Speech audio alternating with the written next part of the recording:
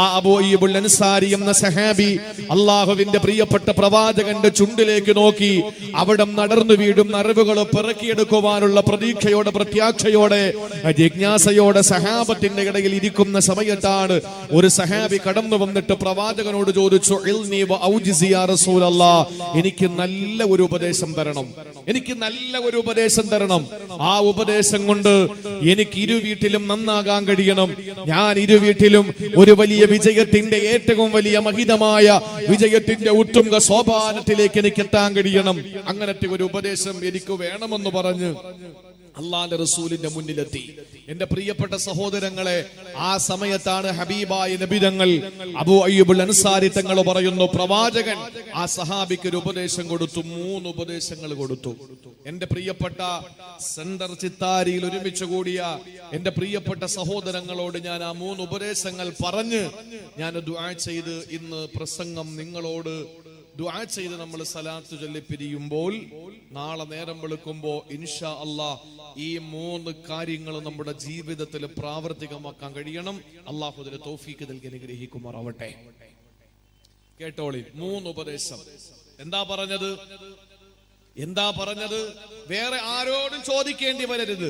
ആ ഉപദേശം എന്റെ ജീവിതത്തിൽ എന്നെ മാറ്റിമറിക്കണം, എനിക്ക് വലിയൊരു മാറ്റം ഉണ്ടാകണം. അങ്ങനത്തെ 3 ഉപദേശമാണ് വേണ്ടതെന്ന് പറഞ്ഞപ്പോൾ അള്ളാന്റെ പ്രിയപ്പെട്ട പ്രവാചകന് ഹബീബായ നബി മുഹമ്മദ് മുസ്തഫ സല്ലല്ലാഹു അലൈഹി വസല്ലമ തങ്ങളെ സഹാബത്തിന്റെ മുന്നിൽ നിന്നുകൊണ്ട് ഹബീബായ നബി തങ്ങളാവുന്ന സഹാബിയോട് ഉപദേശം കൊടുക്കുകയാ. ജീവിതത്തിൽ നന്നാകാനുള്ള ഉപദേശമാ, ഇരു വീട്ടിലും വലിയ വിജയത്തിന്റെ ഉത്തുംഗ സോപാനത്തിലെത്തുന്നതിന് വേണ്ടിയിട്ടുള്ള ഉപദേശമാ. 1400 വർഷങ്ങൾക്ക് മുമ്പ് മദീനയുടെ മണവാളനില്ലേ ആമിനാടെ പൊന്നുമോൻ നബി മുഹമ്മദ് മുസ്തഫ സല്ലല്ലാഹു അലൈഹി വസല്ലമ തങ്ങൾ ഉപദേശിച്ച 3 ഉപദേശങ്ങള്.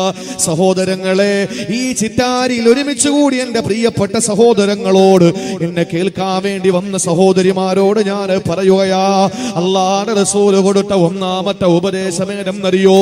സഹോദരങ്ങളെ, ചിന്തിക്കണേ ചെറുപ്പക്കാരാ, ചിന്തിക്കണേ സ്നേഹമുള്ള പെങ്ങളെ, ദീനീ ബോധമുള്ള, ദീനിനോട്, സ്ഥാപനങ്ങളോട്, ഖുർആനോട്, അല്ലാഹുവിന്റെ നൂറിനോട് പ്രണയമുള്ള, സ്നേഹമുള്ള, ഇഷ്കുള്ള എന്റെ നാട്ടിലെ ചെറുപ്പക്കാരനോട്, പിതാവിനോട്, പെങ്ങളോട്, യുവാക്കളോട്, കുഞ്ഞുമക്കളോട്, കുഞ്ഞുമാരോട് പറയുവാനുള്ളത്, അല്ലാഹുവിന്റെ റസൂൽ പറഞ്ഞ 1ാമത്തെ ഉപദേശം ഏതെന്നറിയുമോ? അല്ലാഹുവിന്റെ റസൂൽ പറയുന്ന സഹാബാക്കൾ നിരന്നിരിക്കുകയാ. ജീവിതത്തിൽ വിജയിക്കാനുള്ള ഉത്തമ ഉപദേശത്തിൽ 1ാമത്തെ ഉപദേശം അല്ലാഹുവിന്റെ റസൂൽ പറയുകയാണ്, ഇദാ ഖുംത ഫീ സ്വലാതിക ഫസല്ലി സ്വലാത മുബദ്ദിഈ. പൊന്നുമോനെ, അള്ളാന്റെ മുമ്പിൽ കൈകെട്ടി നിൽക്കുമ്പോ, കാസർഗോഡ് ജില്ലക്കാരാ, ചിത്താരിയിൽ ഒരുമിച്ച് കൂടിയ പ്രിയപ്പെട്ടവരെ, അള്ളാന്റെ മുന്നിൽ കൈകെട്ടി നിൽക്കുമ്പോൾ എങ്ങനാണ് നമസ്കരിക്കേണ്ടതെന്നറിയോ? എങ്ങനാണ് കൈകെട്ടി നിൽക്കേണ്ടതെന്നറിയോ? ആ ഉപദേശമാണ് അള്ളാന്റെ റസൂൽ ആദ്യമായി കൊടുത്തത്. എങ്ങനാണ് സഹോദരങ്ങളെ ഇതുവരെ നിസ്കരിച്ചത്? എങ്ങനാ നമ്മുടെ മുന്നോറുകളെ നിസ്കരിക്കാൻ പഠിപ്പിച്ചത്? എങ്ങനാണ് മുത്തുനബി നിസ്കരിച്ച് കാണിച്ചു തന്നത്? അല്ലാഹുവിന്റെ റസൂൽ പറയുകയാ, നീ റബ്ബിന്റെ മുന്നിൽ കൈകെട്ടി നിൽക്കുമ്പോ ഫസല്ലി സ്വലാത മുബദ്ദിഈ, അവസാനത്തെ നമസ്കാരം നിസ്കരിക്കുന്നത് എങ്ങനാണോ, ഇത് തന്റെ ജീവിതത്തിന്റെ ഏറ്റവും അവസാനത്തെ നിസ്കാരമാ. നാളെ സുബഹി നിസ്കരിക്കാൻ വേണ്ടിയിട്ട് പള്ളിയിൽ വരുമ്പോ, നാളെ സുബഹി നമസ്കരിക്കാൻ വേണ്ടിയിട്ട് പള്ളിയിൽ വരുമ്പോ, ചെറുപ്പക്കാരാ, കൈകെട്ടി നിൽക്കുമ്പോ നിന്റെ മനസ്സിൽ വരേണ്ട ചിന്ത എന്താണെന്നറിയോ? അല്ലാഹുവേ, ഈ സുബഹി നമസ്കാരം തന്റെ അവസാനത്തെ നമസ്കാരമാ. ഇനി ലോഹറിന് നിസ്കരിക്കാൻ പറ്റൂല. ഇനി ലോകത്ത് വെച്ച് അല്ലാഹ്ക്ക് സുജൂദ് ചെയ്യാൻ കഴിയൂല. എന്തുകൊണ്ടെന്നറിയോ? ഈ ലോഹറിന് ബാങ്ക് കൊടുക്കുമ്പോ ഞാൻ പള്ളിപ്പറമ്പിലെ 6 അടി മണ്ണിനടിയിലാ, പള്ളിപ്പറമ്പിലെ ശ്മശാനത്തിലെ 6 അടി മണ്ണിനടിയിലാണ് ഞാനുള്ളത്. എന്തുകൊണ്ടാണ്? ഞാൻ മരണപ്പെട്ടു പോകും. ഇത് തന്റെ അവസാനത്തെ നമസ്കാരമാണ്. ഈ ഒരു ചിന്തയോടെ നിസ്കരിക്കൂ ചെറുപ്പക്കാരാ. ഇങ്ങനെ ഒരു ചിന്തയോടെ നിസ്കരിക്കണ്ട് പെങ്ങളെ. അതാണ് റസൂലുള്ള സഹാബിക്ക് കൊടുത്ത 1ാമത്തെ ഒന്നാമത്തെ ഉപദേശം. എന്തുകൊണ്ടാണ് സഹോദര ആരുടെ മുന്നിലാണ് കൈകെട്ടി നിൽക്കുന്നത്? ഈ നാഷണൽ ഹൈവേയിലൂടെ 2 വീലർ ഓടിച്ചു പോകുന്നവരാ. ആ സമയത്താണ് ഹെൽമറ്റ് വെച്ചില്ല. അപ്പോഴാണ് പെട്ടെന്നൊരു അറിയിപ്പ് വന്നത്. കാഞ്ഞങ്ങാട് ടൗണിൽ പിണറായി വിജയന്റെ പോലീസ് നിൽക്കുകയാ. ആ സമയത്ത് പെട്ടെന്ന് പോലീസുകാരനെ കാണുമ്പോ അവന്റെ മുമ്പിൽ തലതുറഞ്ഞു നിൽക്കാൻ, അവന്റെ മുന്നിൽ ഓച്ചാനിച്ചിരിക്കാൻ പേടിച്ചുകൊണ്ട് പെട്ടെന്ന് റൂട്ട് മാറ്റി വിടില്ല ചെറുപ്പക്കാരാ. 4 വീലർ ഓടിച്ചു പോകുന്ന പൊന്നുമോനെ സീറ്റ് ബെൽറ്റ് ധരിക്കാത്തതിന്റെ പേരിൽ വഴിയരികില് പോലീസ് നിൽക്കുന്നെന്ന ആ അറിയിപ്പ് കിട്ടിയ ആ ഒരു ചിന്ത നിന്റെ മനസ്സിൽ വന്നാൽ എല്ലാ അർത്ഥത്തിലും നീ ഭയന്നു പോവുകയാ. ചുരുങ്ങിയ 2-3 കിലോമീറ്ററിന്റെ ഉള്ളിലുള്ള അധികാര സ്ഥാനം വഹിക്കുന്ന നിയമപാലകന്റെ മുമ്പിൽ ചെന്ന് നിൽക്കുമ്പോ നിനക്ക് വല്ലാത്ത പേടിയാണെങ്കിൽ എന്റെ പൊന്നു ചെറുപ്പക്കാരാ, കൈകെട്ടി നിൽക്കുമ്പോ നീ ആരുടെ മുന്നിലാടാ നിൽക്കുന്നത്? ലോകം മുഴുവനും സൃഷ്ടിച്ച അവസാന സംഹരിക്കുന്ന സർവേശ്വരനായ സർവാദിനാഥനായ സർവഗുണ സമ്പൂർണനായ സർവലോക സൃഷ്ടിസ്ഥിതി സംഹാരകർത്താവായ അല്ലാഹു റബ്ബുൽ ഇസ്സത്തിന്റെ മുമ്പിൽ കൈകെട്ടി നിൽക്കുമ്പോ, അത് നിന്റെ വീട്ടിലാകട്ടെ, അത് നിന്റെ പള്ളിയിലാകട്ടെ, അത് എവിടെയായിരുന്നാലേ കൈകെട്ടി നിൽക്കുമ്പോ അത് പടച്ചവന്റെ മുന്നിലാണ് നിൽക്കുന്നതെന്ന ബോധം വന്ന, അള്ളാന്റെ മുമ്പിലാണ് കൈകെട്ടി നിൽക്കുന്നതെന്ന ചിന്ത വന്ന ചെറുപ്പക്കാരാ, നിനക്ക് ചിന്ത വരേണ്ടത് ഇത് തന്റെ അവസാനത്തെ നിസ്കാരമാ. ഇനി നിനക്കൊരു നിസ്കാരം ദുനിയാവിനില്ല എന്ന ബോധത്തോടെ കൈകെട്ടി നിസ്കരിക്കണമെന്ന് 1400 വർഷങ്ങൾക്ക് മുമ്പ് കാരുണ്യത്തിന്റെ തിരുദൂതർ മദീനയുടെ മണവാളൻ നബി മുഹമ്മദ് മുസ്തഫ സല്ലല്ലാഹു അലൈഹി വസല്ലമ തങ്ങൾ തന്റെ സഹാബത്തിന് പഠിപ്പിച്ചു കൊടുത്തെങ്കിൽ എന്റെ പ്രിയപ്പെട്ടവരെ, ജീവിത വിജയത്തിന്, ഉന്നതമായ ജീവിത വിജയത്തിന് ഉത്തമമായ ഉപദേശത്തിന്റെ ഒന്നാമത്തെ ഉപദേശമാണ് കൈകെട്ടി നിൽക്കുമ്പോ അള്ളാന്റെ മുന്നിലാ നിൽക്കുന്നത്. ഇനി ഒരു നിസ്കാരം ദുനിയാവിലെ നിനക്കില്ല എന്ന ബോധത്തോടുകൂടി നിസ്കരിക്കണമെന്ന് മഹാനായ നബി മുഹമ്മദ് മുസ്തഫ. ഒന്നാമത്തെ ഉപദേശം, കൈകെട്ടി നിൽക്കുമ്പോൾ ഇത് റബ്ബിന്റെ മുന്നിലാണ് നിൽക്കുന്നത്. നിങ്ങളൊന്ന് ആലോചിച്ച് നോക്ക്, ആരുടെ മുന്നിലാ കൈകെട്ടി നിൽക്കുന്നത്? പഠിപ്പിച്ച ഉസ്താദിന്റെ മുന്നിൽ ചെല്ലുമ്പോ, പഠിപ്പിച്ച അധ്യാപകന്റെ മുന്നിൽ ചെല്ലുമ്പോൾ, കല്യാണം കഴിക്കാൻ പോകുന്ന പെണ്ണിന്റെ ഉപ്പാന്റെ മുന്നിൽ ചെല്ലുമ്പോ, നിനക്ക് ജന്മം നൽകിയ നിന്റെ പിതാവിന്റെ മുന്നിൽ ചെല്ലുമ്പോ നീ എത്ര അച്ചടക്കത്തോടു കൂടിയാ നിൽക്കുന്നത്? അങ്ങോട്ടും ഇങ്ങോട്ടും തിരിയൂല. നിന്റെ വാപ്പ, നിന്റെ ഉപ്പ നിന്നോട് സംസാരിക്കുമ്പോ കെട്ടാൻ പോകുന്ന പെണ്ണിന്റെ ഉപ്പ അല്ലെങ്കിൽ പെണ്ണിന്റെ വല്യപ്പ അല്ലെങ്കിൽ പെണ്ണിന്റെ കാരണോര് നിന്നോട് വിളിച്ചൊരു കാര്യം പറയുമ്പോ അടുത്ത് നിൽക്കുന്നവനെ നോക്കൂല, അശ്രദ്ധനായി നിൽക്കൂല, അലസനായി നിൽക്കൂല. ആ പറയുന്നത് മുഴുവനും അദ്ദേഹത്തിന്റെ ചുണ്ടിലേക്ക്, നിന്റെ കണ്ണുകൾ രണ്ടും അദ്ദേഹത്തിന്റെ ചുണ്ടിലേക്ക് ഇങ്ങനെ ത്രസിച്ച് നിന്ന് എല്ലാം നീ കേട്ടുകൊണ്ട് നിൽക്കും. പക്ഷെ അള്ളാന്റെ മുന്നിൽ നിൽക്കുമ്പോഴോ അപ്പുറത്ത് നിൽക്കുന്നവന്റെ മൊബൈലിൽ നോക്കുക, ഇപ്പുറത്ത് നിൽക്കുന്നവന്റെ പോക്കറ്റിൽ നോക്കുക, മുമ്പിൽ നിൽക്കുന്നവന്റെ പാന്റിന്റെ വള്ളിയിൽ നോക്കുക, പറ്റുമെങ്കിൽ റുക്കൂ ചെയ്യുമ്പോ കുനിഞ്ഞ് പുറകെ നിൽക്കുന്നവന്റെ തലയിൽ നോക്കുക. ഇങ്ങനെ നിസ്കരിക്കുമ്പോ ഒരു സൂക്ഷ്മതയും ഇല്ലാതെ നിസ്കരിക്കുന്ന നമസ്കാരക്കാരന്റെ നിസ്കാരം എന്തിനാ പടച്ചോന്? അള്ളാഹ്ക്ക് നമ്മൾ ആരും നിസ്കരിച്ചില്ലെങ്കിലും അവൻ ഖനിയാണ്, അവൻ ഉന്നതനാണ്, അവന് നമ്മുടെ നിസ്കാരത്തിന്റെ ആവശ്യമൊന്നുമില്ല, നമ്മളെ നോമ്പിന്റെ ആവശ്യം അള്ളാഹ്ക്കില്ല. അതുകൊണ്ട് നമ്മൾ കൈകെട്ടി നിൽക്കുമ്പോ എന്തു വേണം? ഇത് തന്റെ നിസ്കാരത്തിന്റെ അവസാനത്തെ നമസ്കാരമാണ്, ഇനി ഈ ലോകത്ത് നിസ്കരിക്കാൻ പറ്റൂല. അങ്ങനെ ഒന്ന് ചിന്തിച്ചിട്ട് നിസ്കരിച്ചു നോക്ക്, അള്ളാഹു സാക്ഷി, നമ്മുടെ നിസ്കാരത്തിന് മാറ്റം ഉണ്ടാവും, നമ്മുടെ നിസ്കാരം ഫലപ്രദമാകും. അള്ളാഹു അതിനെ തൗഫീക്ക് നൽകി അനുഗ്രഹിക്കുമാറാവട്ടെ. അതിനെന്താ വേണ്ടത്? ഞാനൊരു നിസ്കാരക്കാരന്റെ നിസ്കാരം നിങ്ങൾക്ക് പറഞ്ഞു തരാം. അദ്ദേഹത്തിന്റെ നമസ്കാരം എങ്ങനെയായിരുന്നു എന്ന് നിങ്ങൾ ചിന്തിക്കുക. നമ്മുടെ നിസ്കാരം എങ്ങനെയാണ്, അവരുടെ നിസ്കാരം എങ്ങനെയാണ്? വേറെ ആരുടേതുമല്ല, മഹാനായ സയ്യിദുനാ അബൂബക്കർ സിദ്ദീഖ് റളിയല്ലാഹു തആല അൻഹു, മഹാനായ സിദ്ദീഖുൽ അക്ബർ തങ്ങളുടെ പൊന്നുമോളില്ലേ അസ്മാ റളിയല്ലാഹു അൻഹാ, ആയിഷ ബീവി എന്ന പൊന്നാര നബി തങ്ങളുടെ പ്രിയ പത്നി ഉണ്ടല്ലോ, ആയിഷ ബീവിയുടെ സഹോദരിയാണ് അസ്മാ. അസ്മാ എന്ന മഹാമഹരിയെ കല്യാണം കഴിച്ചത് സുബൈർ റളിയല്ലാഹു അൻഹു. സ്വർഗം കൊണ്ട് സുവിശേഷം അറിയിക്കപ്പെട്ട സഹാബാക്കളിൽ ഒരാളാ സുബൈർ റളിയല്ലാഹു തആല അൻഹു. അസ്മാ ബീവിയെ കല്യാണം കഴിക്കുകയാ.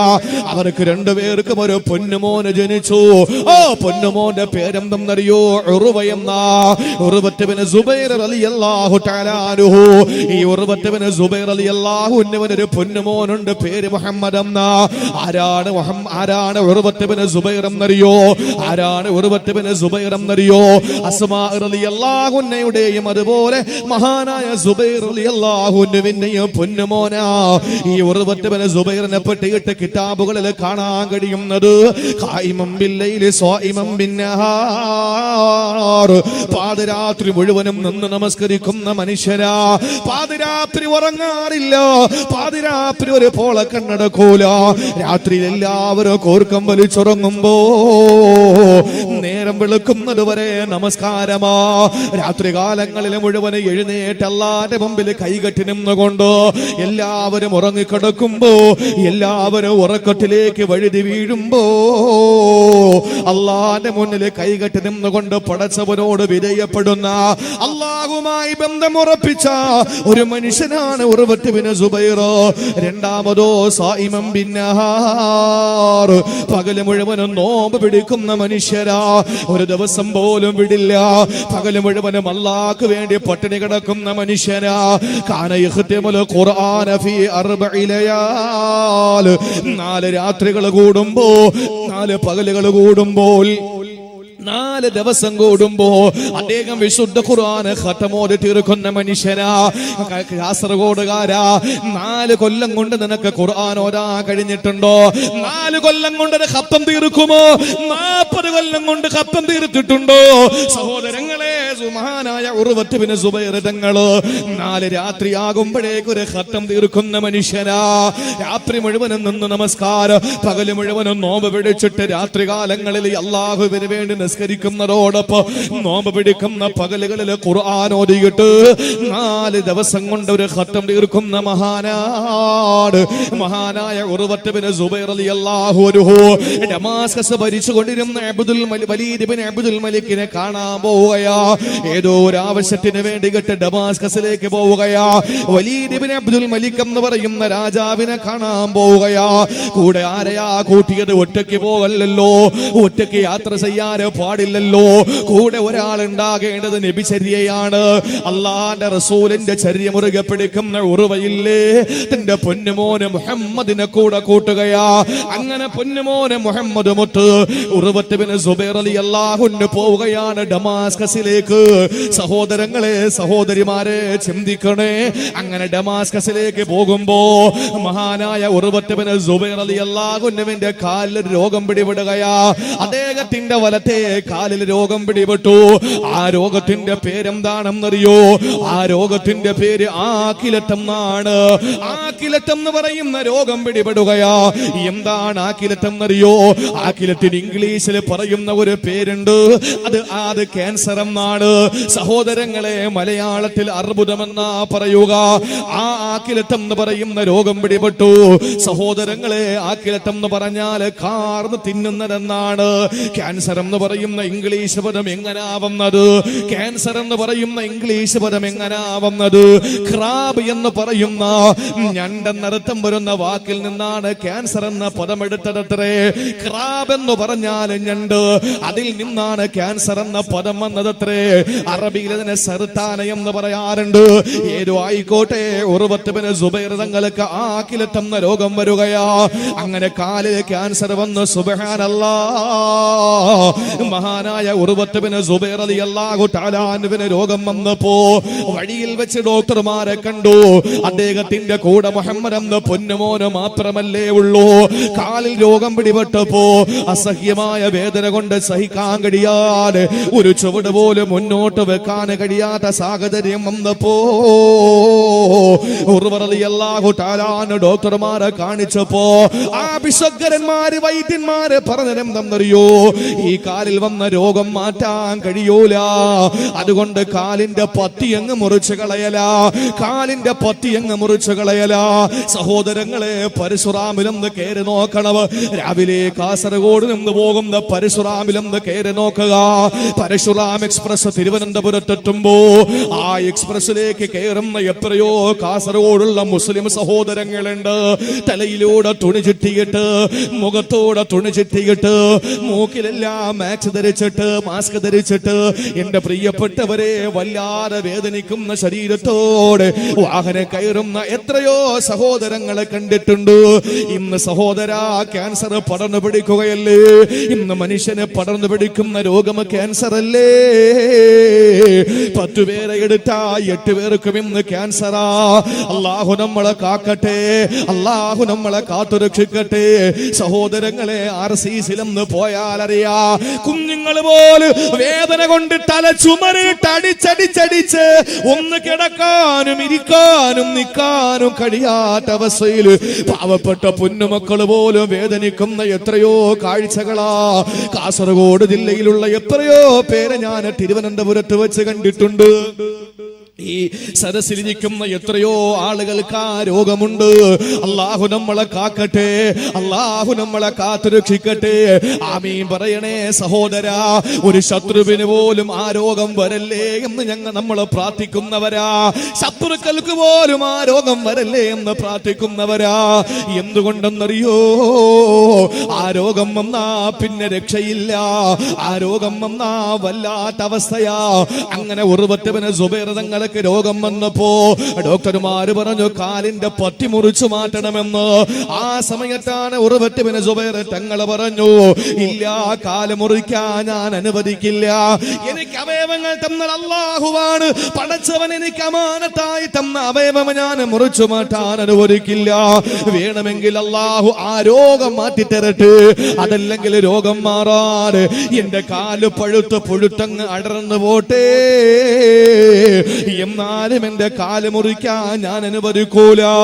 സഹോദരങ്ങളെ, ഉർവത്തുബ്നു സുബൈറിന്റെ കാലിന്റെ മുറിവ്, ആ കാലിന്റെ കണ്ണം കാല് കടിഞ്ഞു, കാലിന്റെ തണ്ടം കാല് കടിഞ്ഞ് മുട്ടിലേക്ക് വ്യാപിക്കാൻ തുടങ്ങി. ആ സമയത്താണ് ഡോക്ടർമാർ വിളിച്ചിട്ട് പറഞ്ഞു, അല്ലയോ ഉർവത്ത്, നിങ്ങളുടെ രോഗം ഇങ്ങനെ കാലിലെ മുട്ടിൽ വരെ എത്തിയിരിക്കുകയാ. ആ കാലിന്റെ മുട്ടുവച്ച് മുറിച്ചു കളഞ്ഞില്ലെങ്കിൽ നിങ്ങളുടെ ജീവന് ഭീഷണിയാ, നിങ്ങളുടെ ജീവന് ഭീഷണിയാ. ആ സമയത്താണ് ഉർവത്തുബ്നു സുബൈർ പറഞ്ഞത്, അങ്ങനെ എന്റെ ജീവന് ഭീഷണിയാണ് എന്റെ കാലെങ്കിൽ എന്റെ കാല് മുറിച്ചു മാറ്റൂ. കാരണം എന്റെ ജീവൻ അപകടത്തിലായ, ഞാൻ മരണപ്പെട്ടു പോയാ പിന്നെ എന്റെ അല്ലാഹ്ക്ക് ദിക്ർ ചൊല്ലാൻ കഴിയൂലല്ലോ. എന്റെ പടച്ചവനെ തസ്ബീഹ് ചൊല്ലാ, എന്റെ അല്ലാഹുവിനെ സ്തുതികീർത്തനങ്ങൾ പറയാ, എന്റെ വിശുദ്ധ ഖുർആൻ നെഞ്ചോടൊന്ന് ചേർത്തും ഉറക്കെ ഓരാ, എന്റെ ഹബീബിന്റെ പേരിലൊന്ന് സ്വലാത്ത് ചൊല്ലാ, എന്റെ ഹബീബിന്റെ പേരിലൊന്ന് സ്വലാത്ത് ചൊല്ലാ. എനിക്ക് മുബാറക്കായ ദിക്റുകൾ ചൊല്ലി എന്റെ റബ്ബിലേക്ക് അങ്ങ് അലിഞ്ഞു ചേരാ എനിക്ക് കഴിയില്ലല്ലോ. ഞാൻ മരണപ്പെട്ടു പോയാൽ എന്റെ അമലുകൾ അങ്ങ് മുറിഞ്ഞു പോകുമല്ലോ. അതുകൊണ്ട് പോരാ, നിങ്ങൾ കാല് മുറിക്കൂ എന്ന് പറഞ്ഞപ്പോ ഡോക്ടർമാർ അടുത്ത നിമിഷം പറഞ്ഞതെന്തെന്നറിയോ? ഇന്നത്തെ പോലെ അനസ്തേഷ്യയില്ല, ഇന്നത്തെ പോലെ മയക്ക് ഡോക്ടർമാരില്ല, ഇന്നത്തെ പോലെ സംവിധാനങ്ങൾ ഒന്നുമില്ലാത്ത ആ കാലഘട്ടത്തില് ഉർവത്തുബ്നു സുബൈറിനോട് ഡോക്ടർമാർ പറഞ്ഞതെന്തെന്നറിയോ? നിങ്ങളുടെ കാല് പച്ചക്കാണ് മുറിച്ചു മാറ്റേണ്ടത്. ശരീരത്തിൽ നിന്ന് പച്ചയായ കാല് മുറിച്ചു മാറ്റുമ്പോൾ നിങ്ങൾക്ക് വേദന സഹിക്കാൻ കഴിയില്ല. അതുകൊണ്ട് ഞങ്ങളുടെ ചികിത്സാ രീതി ഞങ്ങളോട് പറയാ, ഞങ്ങൾ ചികിത്സിക്കുന്ന രീതി നിങ്ങളോട് പറയാ. അത് നിങ്ങൾ സ്വീകരിച്ചാൽ നമുക്ക് ഉടനെ തന്നെ മുറിച്ചു മാറ്റാം. എന്താ നിങ്ങളുടെ ചികിത്സാ രീതി എന്ന് ചോദിച്ചപ്പോ ഉർവത്ത് ബിൻ സുബൈറിനോട് ഡോക്ടർമാർ പറഞ്ഞു, ഒരു ഗ്ലാസ് മദ്യം നിങ്ങൾ കുടിക്കുക, ഒരു ഗ്ലാസ് കള്ള് കുടിക്കുക. കള്ള് കുടിക്കുമ്പോൾ മദ്യപിക്കുമ്പോൾ മദം വരും, മദ്യപിക്കുമ്പോൾ മസ്തിഷ്കത്തിന് മദം വരും. ആ സമയത്ത് നിങ്ങൾക്ക് വേദന അറിയില്ല. ആ സമയത്ത് കാല് ഞങ്ങൾ മുറിച്ചു മാറ്റാമെന്ന് പറഞ്ഞപ്പോ ഉർവത്ത് ബിൻ സുബൈറിന്റെ മുഖമങ്ങ് വിവരണമാവുകയാ. ഉർവത്ത് ബിൻ സുബൈർ തങ്ങൾ ചാടി എഴുന്നേൽക്കുകയാ. എന്നിട്ട് ഡോക്ടറോട് പറഞ്ഞു, എന്റെ പടച്ചവനെ നിഷിദ്ധമാക്കിയ പാനീയം കുടിച്ചുകൊണ്ട്, എന്റെ അല്ലാഹു ഹറാമാക്കിയ ഒരു പാനീയം കുടിച്ചുകൊണ്ട് എനിക്ക് രോഗം മാറണ്ട, എന്റെ രോഗം എനിക്ക് മാറ്റണ്ട. നിങ്ങൾക്ക് നിർബന്ധമാണെങ്കിൽ കാലം മുറിച്ചു മാറ്റണമെങ്കിൽ ഞാൻ നിങ്ങളോടൊരു കാര്യം പറയട്ടെ, അതുപോലെ നിങ്ങൾ ചെയ്യുമെങ്കിൽ എന്റെ കാല് മുറിച്ചോ, ഇല്ലെങ്കിലോ വേണ്ട. എന്താ കാര്യമെന്ന് ചോദിച്ചപ്പോ ഉർവത്ത് ബിൻ സുബൈർ തങ്ങൾ പറയുകയാണ്, ഇദാ സ്വല്ലൈതു വസബ്ബഹതു ബിആയാതില്ലാ ഫഖതഉ റിജ്ലി. ഞാൻ വുളു ചെയ്ത് 2 റക്അത്ത് നിസ്കരിക്കാം. അങ്ങനെ ഞാൻ കൈകെട്ടുമ്പോ വസബ്ബഹതു ബിആയാതില്ലാ, എന്റെ അല്ലാഹുവിന്റെ ഖുർആനിന്റെ ആയാത്തുകളിലേക്ക് ഞാൻ അങ്ങ് ഇഴുകി ചേരുമ്പോ, ഞാൻ ഖുർആനിന്റെ ആയാത്തുകളുമായി അല്ലാഹുവിന്റെ ഖുർആൻ ഓതി അവനിലേക്ക് ഞാൻ അങ്ങ് ലയിച്ചു ചേരുമ്പോ, ഞാൻ നമസ്കാരത്തിന് കൈകെട്ടി കഴിഞ്ഞാൽ പിന്നെ ലോകവുമായി ഒരു ബന്ധവും വരില്ല. എന്റെ ഹൃദയത്തിൽ എന്റെ പടച്ചവനാണ്, എന്റെ ഹൃദയത്തിൽ എന്റെ പടച്ചവനാ. എന്റെ അകതാരിന്റെ അകക്കാമ്പിൽ ആണിക്കല്ലിട്ട് അനുരാഗം ആരോടുള്ള സ്നേഹമാണോ ഞാൻ ഉറപ്പിക്കുന്നത്, അത് എന്നെ പടച്ച എന്റെ പടച്ചവനാണ്, എന്റെ അല്ലാഹുവാണ്. അതുകൊണ്ട് ഞാൻ എന്റെ പടച്ചവന് വേണ്ടി നമസ്കരിക്കാം. ആ സമയത്ത് നിങ്ങള് എന്റെ കാല് മുറിക്കണേന്ന് പറഞ്ഞു. അദ്ദേഹം കൈകെട്ടി നമസ്കരിക്കുകയാ. സഹോദരങ്ങളെ, കൈകെട്ടിയതിനു ശേഷം ആളുകൾ വന്ന് തൊട്ടു നോക്കി അനക്കമില്ല, ആളുകൾ വന്ന് കുട്ടി നോക്കി ചലനമില്ല. ആ സമയത്ത് അള്ളാന്റെ ഖുർആൻ ഓതിക്കൊണ്ട് നിൽക്കുന്ന മഹാനായ ഉർവത്ത് ബിൻ സുബൈറിന്റെ കാലങ്ങ് മുറിച്ചു മാറ്റുകയാ. കാലങ്ങ് മുറിച്ചു മാറ്റി സലാം വീട്ടിയിട്ട് ചോദിച്ചു, കാല് മുറിച്ചില്ലേ? മുറിച്ചു. നോക്കുമ്പോൾ നയാഗ്ര പോലെ ഒഴുകുകയാ. അദ്ദേഹത്തിന്റെ കാലിന്റെ മുട്ടിൽ നിന്ന് രക്തച്ചാലിട്ടൊഴുകുകയാണ്. ആ സമയത്ത് ഡോക്ടർമാര് പറഞ്ഞു, ഉർവത്തേ, ഇവിടത്തെ ചികിത്സാ രീതി ബ്ലഡ് നിൽക്കണമെങ്കിൽ, ആ ബ്ലീഡിംഗ് അവസാനിക്കണമെങ്കിൽ തിളച്ച എണ്ണയിൽ ആ കാല് മുക്കണം. തിളച്ച എണ്ണയിൽ കാല് മുക്കിയാലേ ബ്ലീഡിംഗ് നിൽക്കൂ. സഹോദരാ, എന്റെ സഹോദരി, അദ്ദേഹം പറഞ്ഞു, ധൈര്യമായിട്ട് മുക്കിക്കൊള്ളുക. അങ്ങനെ തിളച്ച എണ്ണയിൽ ഉർവത്ത് ബിൻ സുബൈർ തങ്ങളുടെ കാലങ്ങ് പിടിച്ചു മുക്കുകയാ. ഉർവ റളിയല്ലാഹു അൻഹുവിന്റെ ബോധമങ്ങ് പോയി. അല്ലാഹുവേ, കാല് മുറിച്ചപ്പോ എന്തുകൊണ്ടാ വേദനിക്കാത്തത്? കാല് മുറിച്ചപ്പോ എന്തുകൊണ്ടാ ബോധം കെടാത്തത്? അദ്ദേഹം അല്ലാഹുവിന്റെ ആയാത്തുകളിലേക്ക് അങ്ങ് ഇഴുകി ചേർന്നിട്ട്, പടച്ചവനുമായിട്ടങ്ങ് ലയിച്ചു ചേർന്നിട്ട്, അല്ലാഹുമായിട്ടങ്ങ് ഇണങ്ങി ചേർന്നിട്ട്, അല്ലാഹുവോടുള്ള സ്നേഹത്തിന്റെ, പ്രേമത്തിന്റെ, ഇഷ്കിന്റെ, ഹുബിന്റെ ആ ലഹരിയിലങ്ങ് ലയിച്ചു ചേർന്നപ്പോൾ ആ മനുഷ്യന് ലോകത്ത് നടക്കുന്ന ഒന്നും അറിഞ്ഞില്ല. ശരീരത്തിൽ നിന്ന് കാല് നീക്കം ചെയ്യുന്നത് അറിഞ്ഞില്ല. സലാം വീട്ടിയിട്ട് ആ കാല് പിടിച്ച് തിളച്ച എണ്ണയിലെന്ന് മുക്കിയപ്പോ വേദന അറിഞ്ഞിട്ട് ബോധം കിട്ടുപോയെങ്കിലോ, എന്റെ ചെറുപ്പക്കാരാ, ചിറ്റാരിൽ ഒരുമിച്ച് കൂടിയ പ്രിയപ്പെട്ട ചെറുപ്പക്കാരിയെ, നമസ്കാരത്തിൽ ഒരു കൊതുക് കടിച്ചാ പോലും നമ്മൾ അറിയുന്നു. എന്തുകൊണ്ടാ? നമ്മുടെ നമസ്കാരം റസൂലുള്ള പറഞ്ഞ നിസ്കാരമായിട്ടില്ല. അതുകൊണ്ട് ഇരു വീട്ടിലും ഖൈറിന്റെ അഹ്ലുകാരിൽ പെടണോ, ജീവിതത്തിന്റെ ഉന്നതമായ വിജയം കരകരമാക്കണോ, അതിന് ഉത്തമ ഉപദേശങ്ങളിൽ ഒന്നാമത്തെ ഉപദേശം, നീ നിസ്കരിക്കുമ്പോൾ ഇത് അവസാനത്തെ നിസ്കാരമാണെന്ന ബോധത്തോടെ നിസ്കരിക്കുക. ലോകവുമായൊരു ബന്ധം ഉണ്ടാകരുത്. നമ്മളെ സെൻട്രൽ ചിത്താരിയിൽ നിസ്കരിക്കാൻ വേണ്ടി വന്നപ്പോ 2 ചെറുപ്പക്കാര് ഒളിച്ചു നിന്നിട്ട് നമ്മളെ ആക്രമിക്കാൻ വേണ്ടി വന്നു. സുജൂദിലേക്ക് വീണ പോലെ കമ്പ് കൊണ്ടുവന്ന് തലയിലടിച്ചു. പള്ളിക്കകത്ത് കിടന്ന് വേദന കൊണ്ട് പൊളഞ്ഞു. എന്നാൽ എന്റെ സഹോദരങ്ങളെ, പള്ളിയിലേക്ക് വരുന്ന സമയത്ത് രണ്ട് ചെറുപ്പക്കാര് കമ്പും കൊണ്ട് നിൽക്കുന്നത് കണ്ടപ്പോ യവൻ പറഞ്ഞു, നിങ്ങൾ അടിച്ചോ, കുഴപ്പമൊന്നുമില്ല, പക്ഷേ ഞാൻ നിസ്കരിക്കുമ്പോ നിങ്ങൾ അടിച്ചോളെ, ഞാൻ നിസ്കരിക്കുമ്പോ നിങ്ങൾ അടിച്ചോളെ, അല്ലാതെ അടിക്കരുത്. ഈ പറഞ്ഞ യവൻ കൈകെട്ടി കഴിഞ്ഞാൽ പിന്നെ അവന്റെ മനസ്സുള്ള ചിന്ത എന്തായിരിക്കും? പറയും. കൈകെട്ടി ഒളിച്ചീന്ന് അടിച്ചു, വേറെ ഒരു ചിന്തയില്ല. അടി കിട്ടുന്ന സമയം മുതൽ പിന്നെ അത് അങ്ങോട്ട് വേദനയേ ഉള്ളൂ. അതേസമയം കയറിയപ്പോ അടുത്ത് നിൽക്കുന്നവരോട് പറഞ്ഞു, നിങ്ങൾ അടിച്ചോ, പക്ഷേ ഞാൻ കൈകെട്ടുമ്പോ അടിച്ചോ എന്ന് പറഞ്ഞാൽ ആ സമയം മുതൽ അടി കിട്ടുന്ന സമയം വരെ ചിന്ത ഇതാണ്, അടി വന്നില്ലല്ലോ, ഇപ്പൊ വരുമായിരിക്കും, ഇപ്പൊ കിട്ടുമായിരിക്കും, ആ ഒരു ചിന്തയാണ്. അവിടെയാണ് ഉർവത്ത് ബിൻ സുബൈറിനെ നമ്മൾ നോക്കിക്കാണേണ്ടത്. ആരെങ്കിലും ഒളിച്ചു നിന്ന് കാല് മുറിച്ചതല്ല. അവിടെ കൂടിയ ഡോക്ടർമാര് ഒരുമിച്ച് നിന്ന് മുഷാവറ നടത്തി അവരൊരു മീറ്റിംഗ് കൂടി തീരുമാനിച്ച് ഇയാൾ നിസ്കരിക്കട്ടെ, അപ്പോഴും മുറിക്കാം എന്ന് പറഞ്ഞതല്ല. എങ്കിൽ നമുക്ക് സമ്മതിക്കാം, അദ്ദേഹത്തിന്റെ ആ ഒരു ഭയഭക്തിയുടെ കാഠിന്യത കൊണ്ട് അദ്ദേഹത്തിന്റെ കാല് മുറിച്ചതറിഞ്ഞില്ല. പക്ഷേ കാര്യം അങ്ങനെ അല്ലല്ലോ. ഞാൻ നിസ്കരിക്കും, നിങ്ങൾ കാല് മുറിച്ചോളി. അത്രയും വലിയ ഭയഭക്തി നിസ്കാരത്തിൽ വരുന്നത് നമ്മുടെ മുൻഗാമികളുടെ. ഇത് ഒരാളുടെ കഥയല്ല, ഇത് പലതിൽ ചിലതാണ് എന്റെ പ്രിയപ്പെട്ടവരെ. എത്ര അനുഭവങ്ങളിൽ ഒന്നാണ് ഈ അനുഭവം എന്ന് പറയുന്നത്.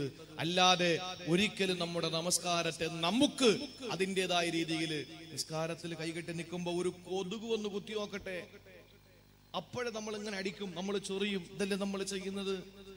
നിസ്കാരത്തിന് വേണ്ടി കൈകെട്ടി നിൽക്കുമ്പോ കറണ്ട് പോയാൽ, കാസർഗോഡ് ജില്ലയിൽ വന്ന കറണ്ട് എപ്പോഴും പോകും അല്ലേ? എപ്പോഴും കറണ്ട് പോകുന്ന സ്ഥലമാണ് കാസർഗോഡ് ജില്ല.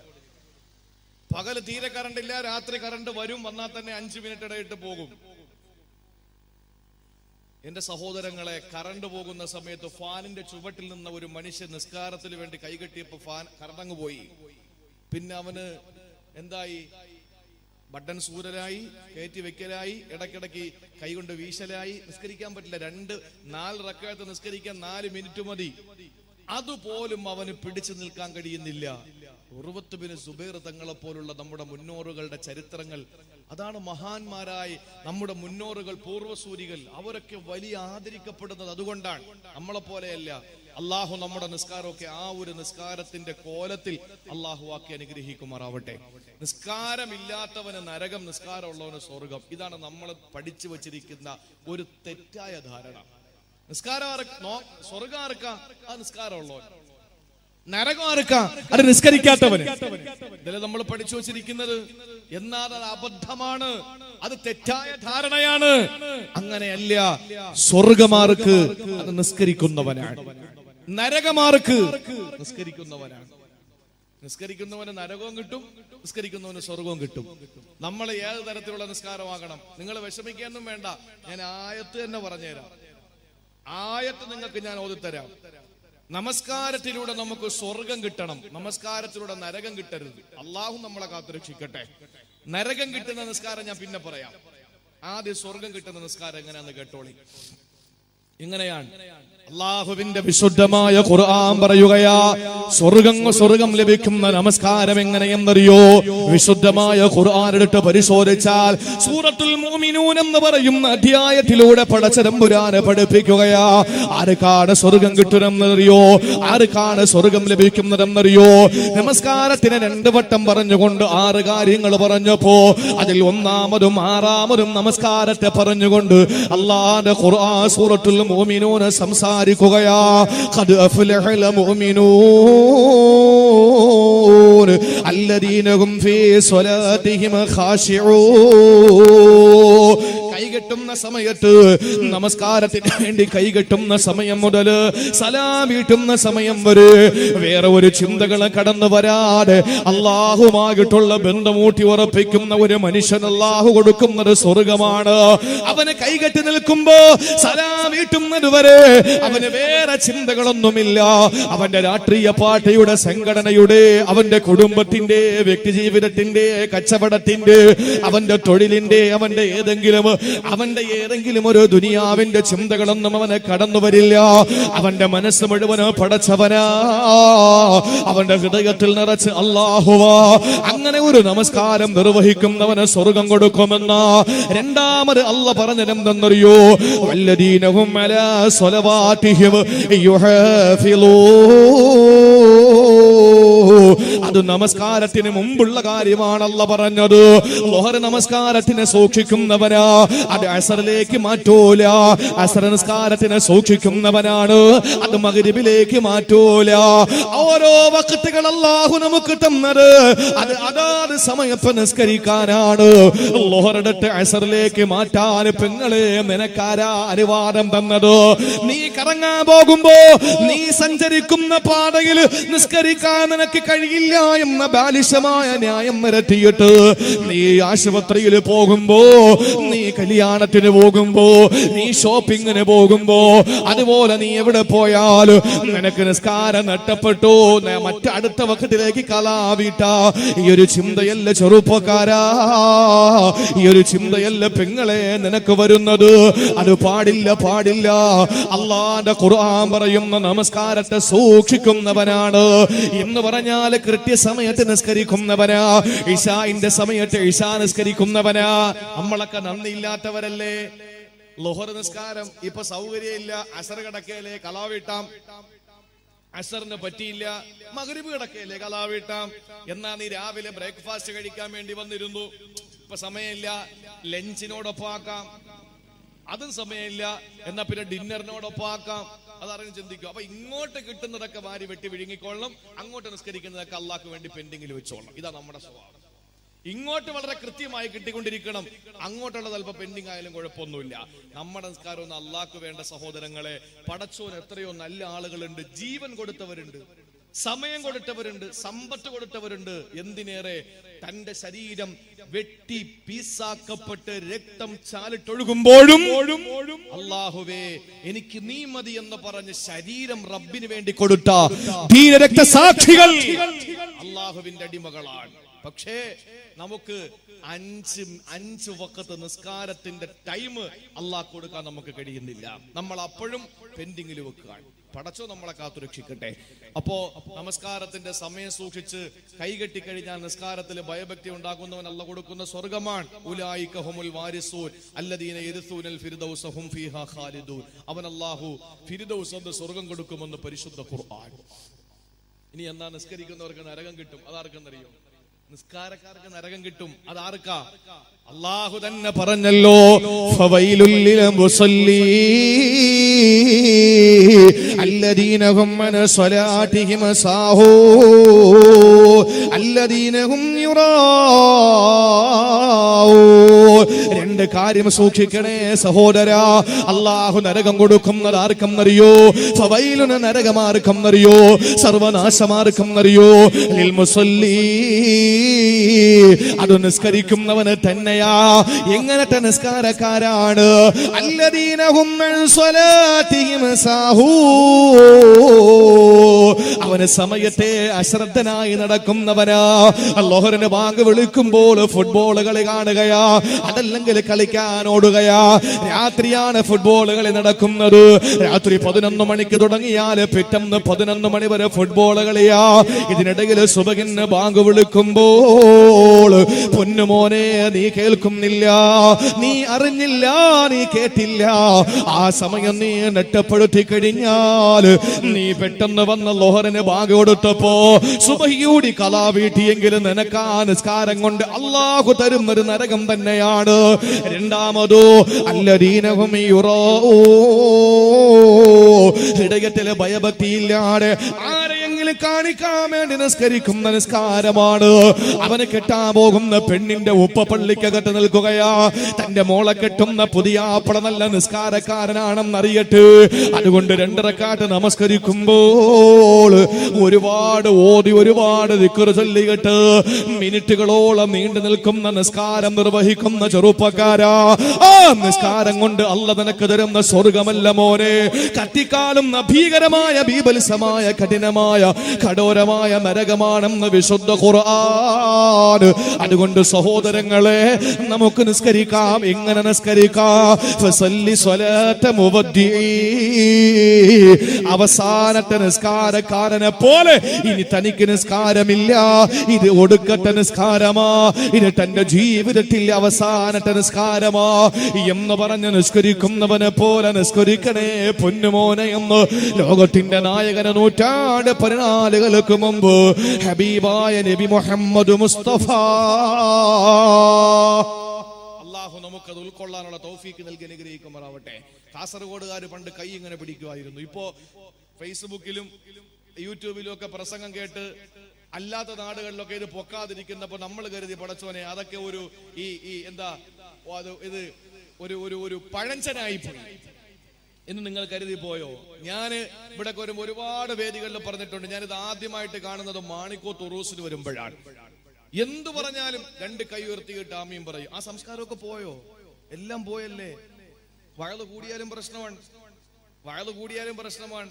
അള്ളാഹു എന്തായാലും നമുക്ക് മരിക്കുന്നതുവരെ അവന്റെ ശരീഅത്തനുസരിച്ച് ജീവിക്കാൻ, അവൻ ഇഷ്ടപ്പെടുന്ന രീതിയിൽ ജീവിച്ച് അവൻ ഇഷ്ടപ്പെടുന്ന അവസ്ഥയിൽ നമുക്ക് നമ്മുടെ ജീവിതം സമർപ്പിക്കാൻ അള്ളാഹു നമുക്ക് തൗഫീക്ക് നൽകി അനുഗ്രഹിക്കുമാറാവട്ടെ. എന്റെ പ്രിയപ്പെട്ട സഹോദരങ്ങളെ, അതുകൊണ്ട് നമസ്കാരം എന്തായാലും നമ്മൾ നിസ്കരിക്കണം. അത് ഭയഭക്തിയോട് കൂടിയിട്ട് വേറെ ചിന്തകൾ മുഴുവനും വിട്ടിട്ട് നമ്മൾ നിസ്കരിക്കുക. അള്ളാഹുദിന് ഭാഗ്യം തരട്ടെ. അതിനെന്താണ് ഒരു എളുപ്പ വഴി എന്ന് ചോദിച്ചാൽ അതിനൊരു വഴി ഞാൻ പറഞ്ഞു തരാം. 1 മണിക്കൂറായല്ലേ? 1 മണിക്കൂറായി ആയല്ലോ. 10 മണിയായില്ലേ? 9 മണിക്ക് തുടങ്ങി 10 മണിയായി. എന്റെ പ്രിയപ്പെട്ട സഹോദരങ്ങളെ, അതിനൊരു വഴി പറഞ്ഞു തരാം. എന്നിട്ട് 2ാമത്തെ ഉപദേശത്തിലേക്ക് പോകാം. ഞാൻ ഈ പറയുന്ന രീതിയിൽ നാളെ സുബഹിക്ക് നിങ്ങൾ നിസ്കരിക്കും. ഇൻഷാ അല്ലാഹ് നമ്മുടെ നിസ്കാരം വലിയൊരു മാറ്റം ഉണ്ടാവും. അള്ളാഹു നമുക്ക് അങ്ങനെ നിസ്കരിക്കാനുള്ള തൗഫീക്ക് നൽകി അനുഗ്രഹിക്കുമാറാവട്ടെ. എളുപ്പമുള്ളൊരു മാർഗം പറഞ്ഞുതരാം. മഹാനായ ഹാത്തമുൽ അസ്സം റളിയല്ലാഹു തആല അൻഹു. ആരാണ് ഹാത്തമുൽ അസ്സം? ഹാത്തമുൽ അസ്സം എന്ന് പറഞ്ഞാൽ ആ പേരിന്റെ അർത്ഥം ചെവിട് കേട്ടുകൂടാത്ത ഹാത്തം എന്നാണ്. ഇവിടെ എന്താണ് പറയുന്നത്? ചെവിട് കേട്ടുകൂടാത്ത എന്താ പറയുന്നത്? പൊട്ടന.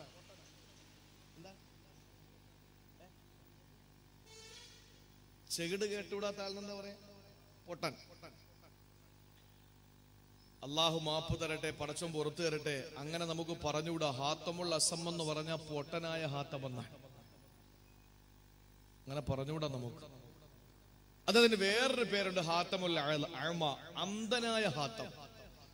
അപ്പൊ അന്ധതയും ഈ ബധിരതയും ഈ മൂകതയും ഉള്ളവരെയാണ് സാധാരണ പൊട്ടൻ എന്ന് വിളിക്കുക. ഹാത്തമുൽ അസം റളിയല്ലാഹു അൻഹുവിന് നന്നായി ചെകിടും കേൾക്കാം, നന്നായി കാണുകയും ചെയ്യാം, നല്ലതുപോലെ സംസാരിക്കുകയും ചെയ്യും. പക്ഷെ പേര് പൊട്ടനായ ഹാത്തം. എന്താ കാര്യം?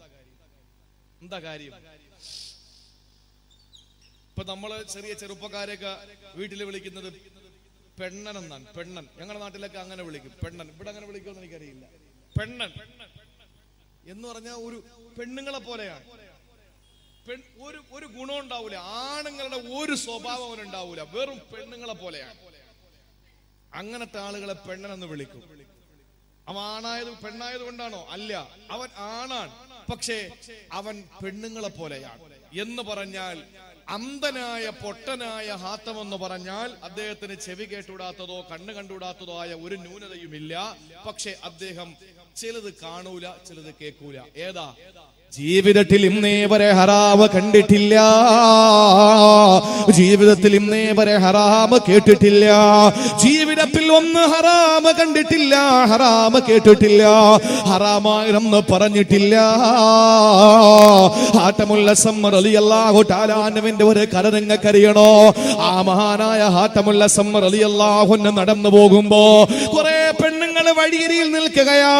ആ പെണ്ണുങ്ങളെ കണ്ടപ്പോ ദൂരെ നിന്ന് നിൽക്കുന്നത് പെണ്ണുങ്ങളാണ്, സ്ത്രീകളാണെന്ന് മനസ്സിലാക്കിയപ്പോ ഹാത്തമുൽ അസം റളിയല്ലാഹു അൻഹു 2 കണ്ണും അങ്ങ് ഇറുക്കി പിടിച്ചു, 2 കണ്ണും അങ്ങ് അടച്ചു പിടിച്ചു, 2 കണ്ണും അങ്ങ് മുറുക്കി പിടിച്ചു.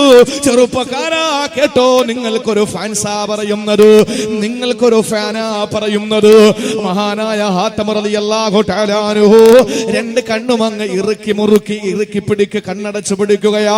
എന്നിട്ട് ഹാത്തം റളിയല്ലാഹു തആല അൻഹു കണ്ണ് കണ്ടുകൂടാത്തവനെ പോലെ നടന്നങ്ങ് പോയപ്പോ റോഡ് മുറിച്ച് കടന്നു വേണം അപ്പുറത്തിട്ടാ. ആ സമയത്ത് കുറെ ചെറുപ്പക്കാര് ഓടി വന്നത്രേ. ഹാത്തം റളിയല്ലാഹു അൻഹുവിന്റെ കൈ പിടിച്ചു, എന്നിട്ട് റോഡ് മുറിച്ചക്കരെ എത്തിച്ചു. എന്നിട്ട് ആ ചെറുപ്പക്കാർ അവിടെ നിന്ന് ദുആ ചെയ്യുകയാണ്, അല്ലാഹുവേ ഈ മനുഷ്യൻ ആരോഗ്യമുണ്ട്, പക്ഷേ നീ കാണാനുള്ള കണ്ണ് കൊടുത്തില്ലല്ലോ അല്ലോ. ഞങ്ങളെ ഈ മനുഷ്യനെ പോലെ അന്ധരാക്കല്ല അല്ലാ, ഞങ്ങളെ ഇതുപോലെ അന്ധരാക്കല്ല അല്ലാ. ഈ ദുആ കേട്ട് ഹാത്തം ഉള്ളിൽ ഊറിച്ചിരിക്കുകയാ. കാരണം ഹാത്തം തങ്ങൾക്ക് എല്ലാം കാണാ, എല്ലാം കേൾക്കാ.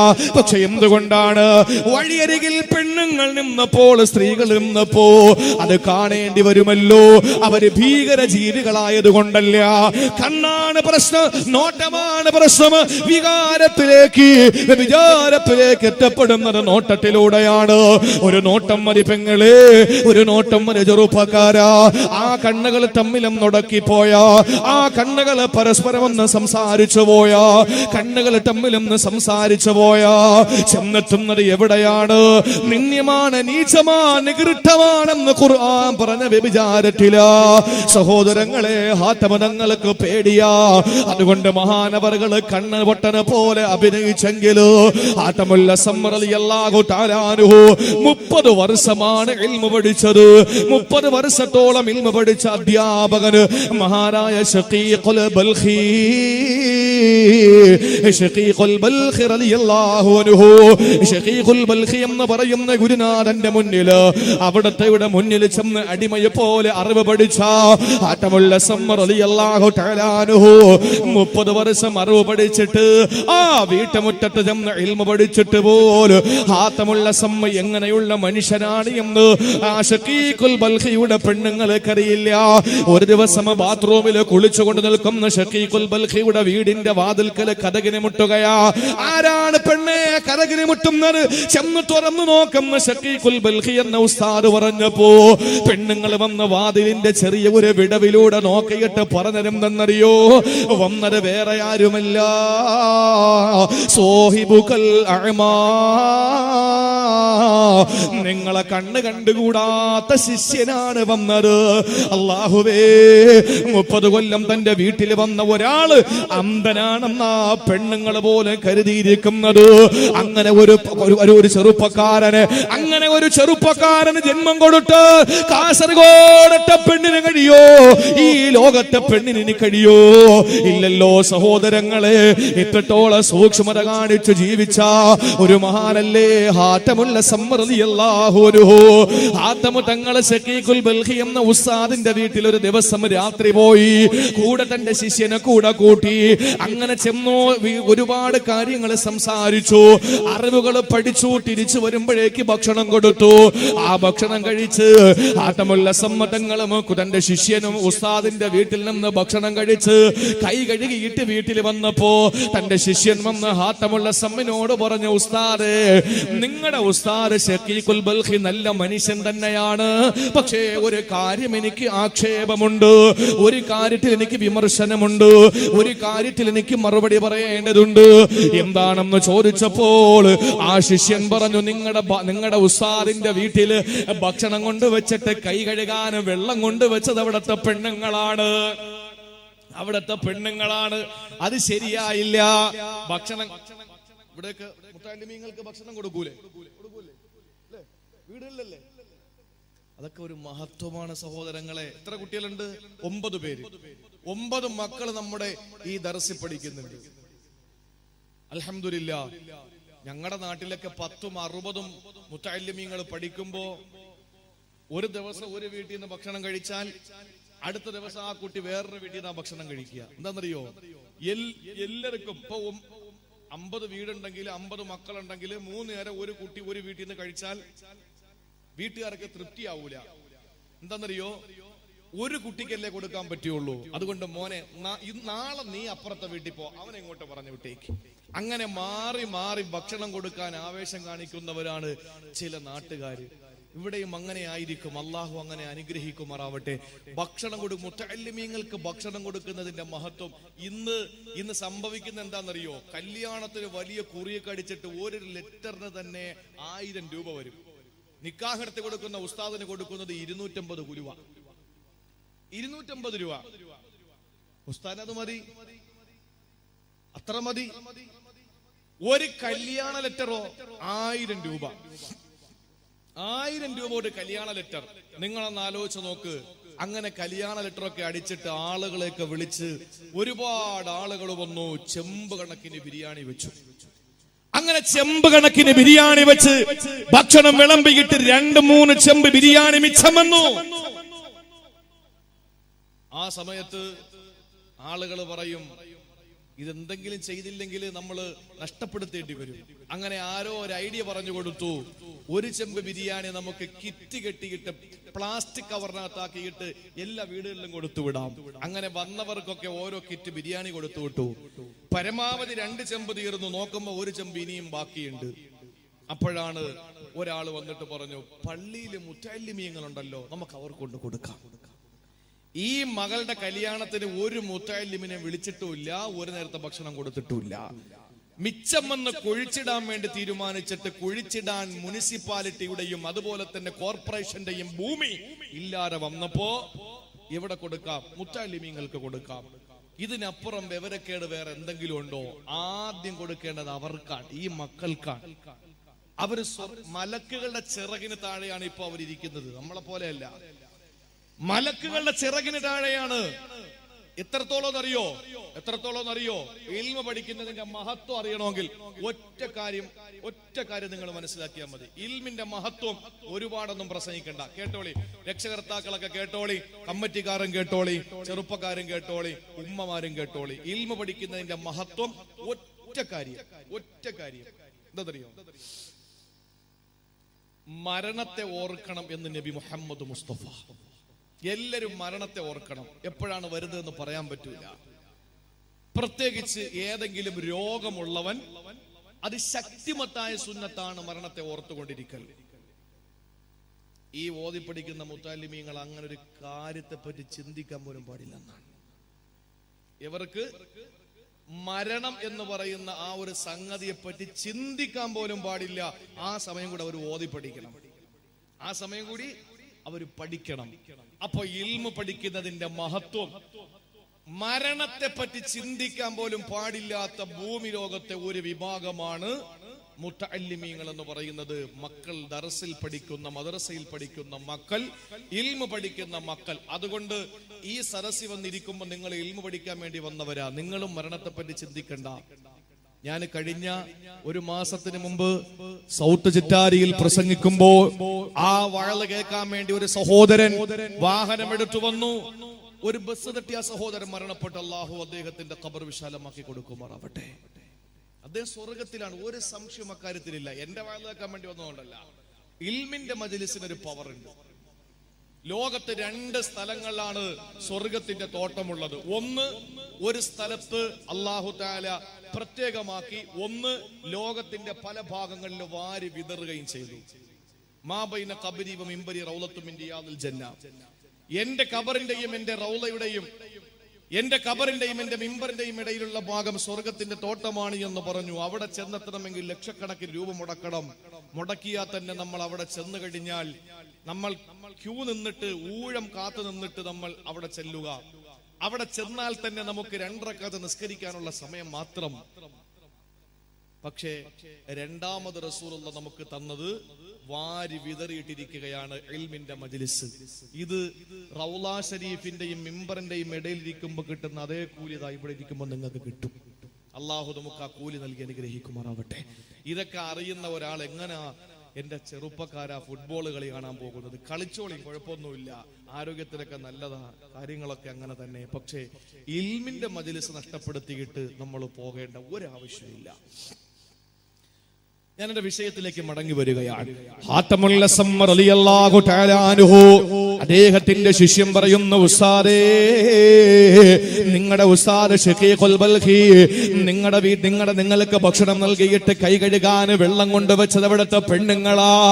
ആ സമയത്താണ് ഷഖീഖുൽ ബൽഖി എന്ന് പറയുന്ന ഉസ്താദിന്റെ പെണ്ണുങ്ങൾ കൈ കഴുകാൻ വെള്ളം വെച്ചു എന്ന് തന്റെ ശിഷ്യൻ പറഞ്ഞപ്പോ ഹാത്തമുൽ അസ്സം റളിയല്ലാഹു തആല പറയുകയാണ്, പൊന്നുമോനെ, 3 പതിറ്റാണ്ട് 30 കൊല്ലം ഞാൻ പഠിക്കാൻ വേണ്ടി പോയി.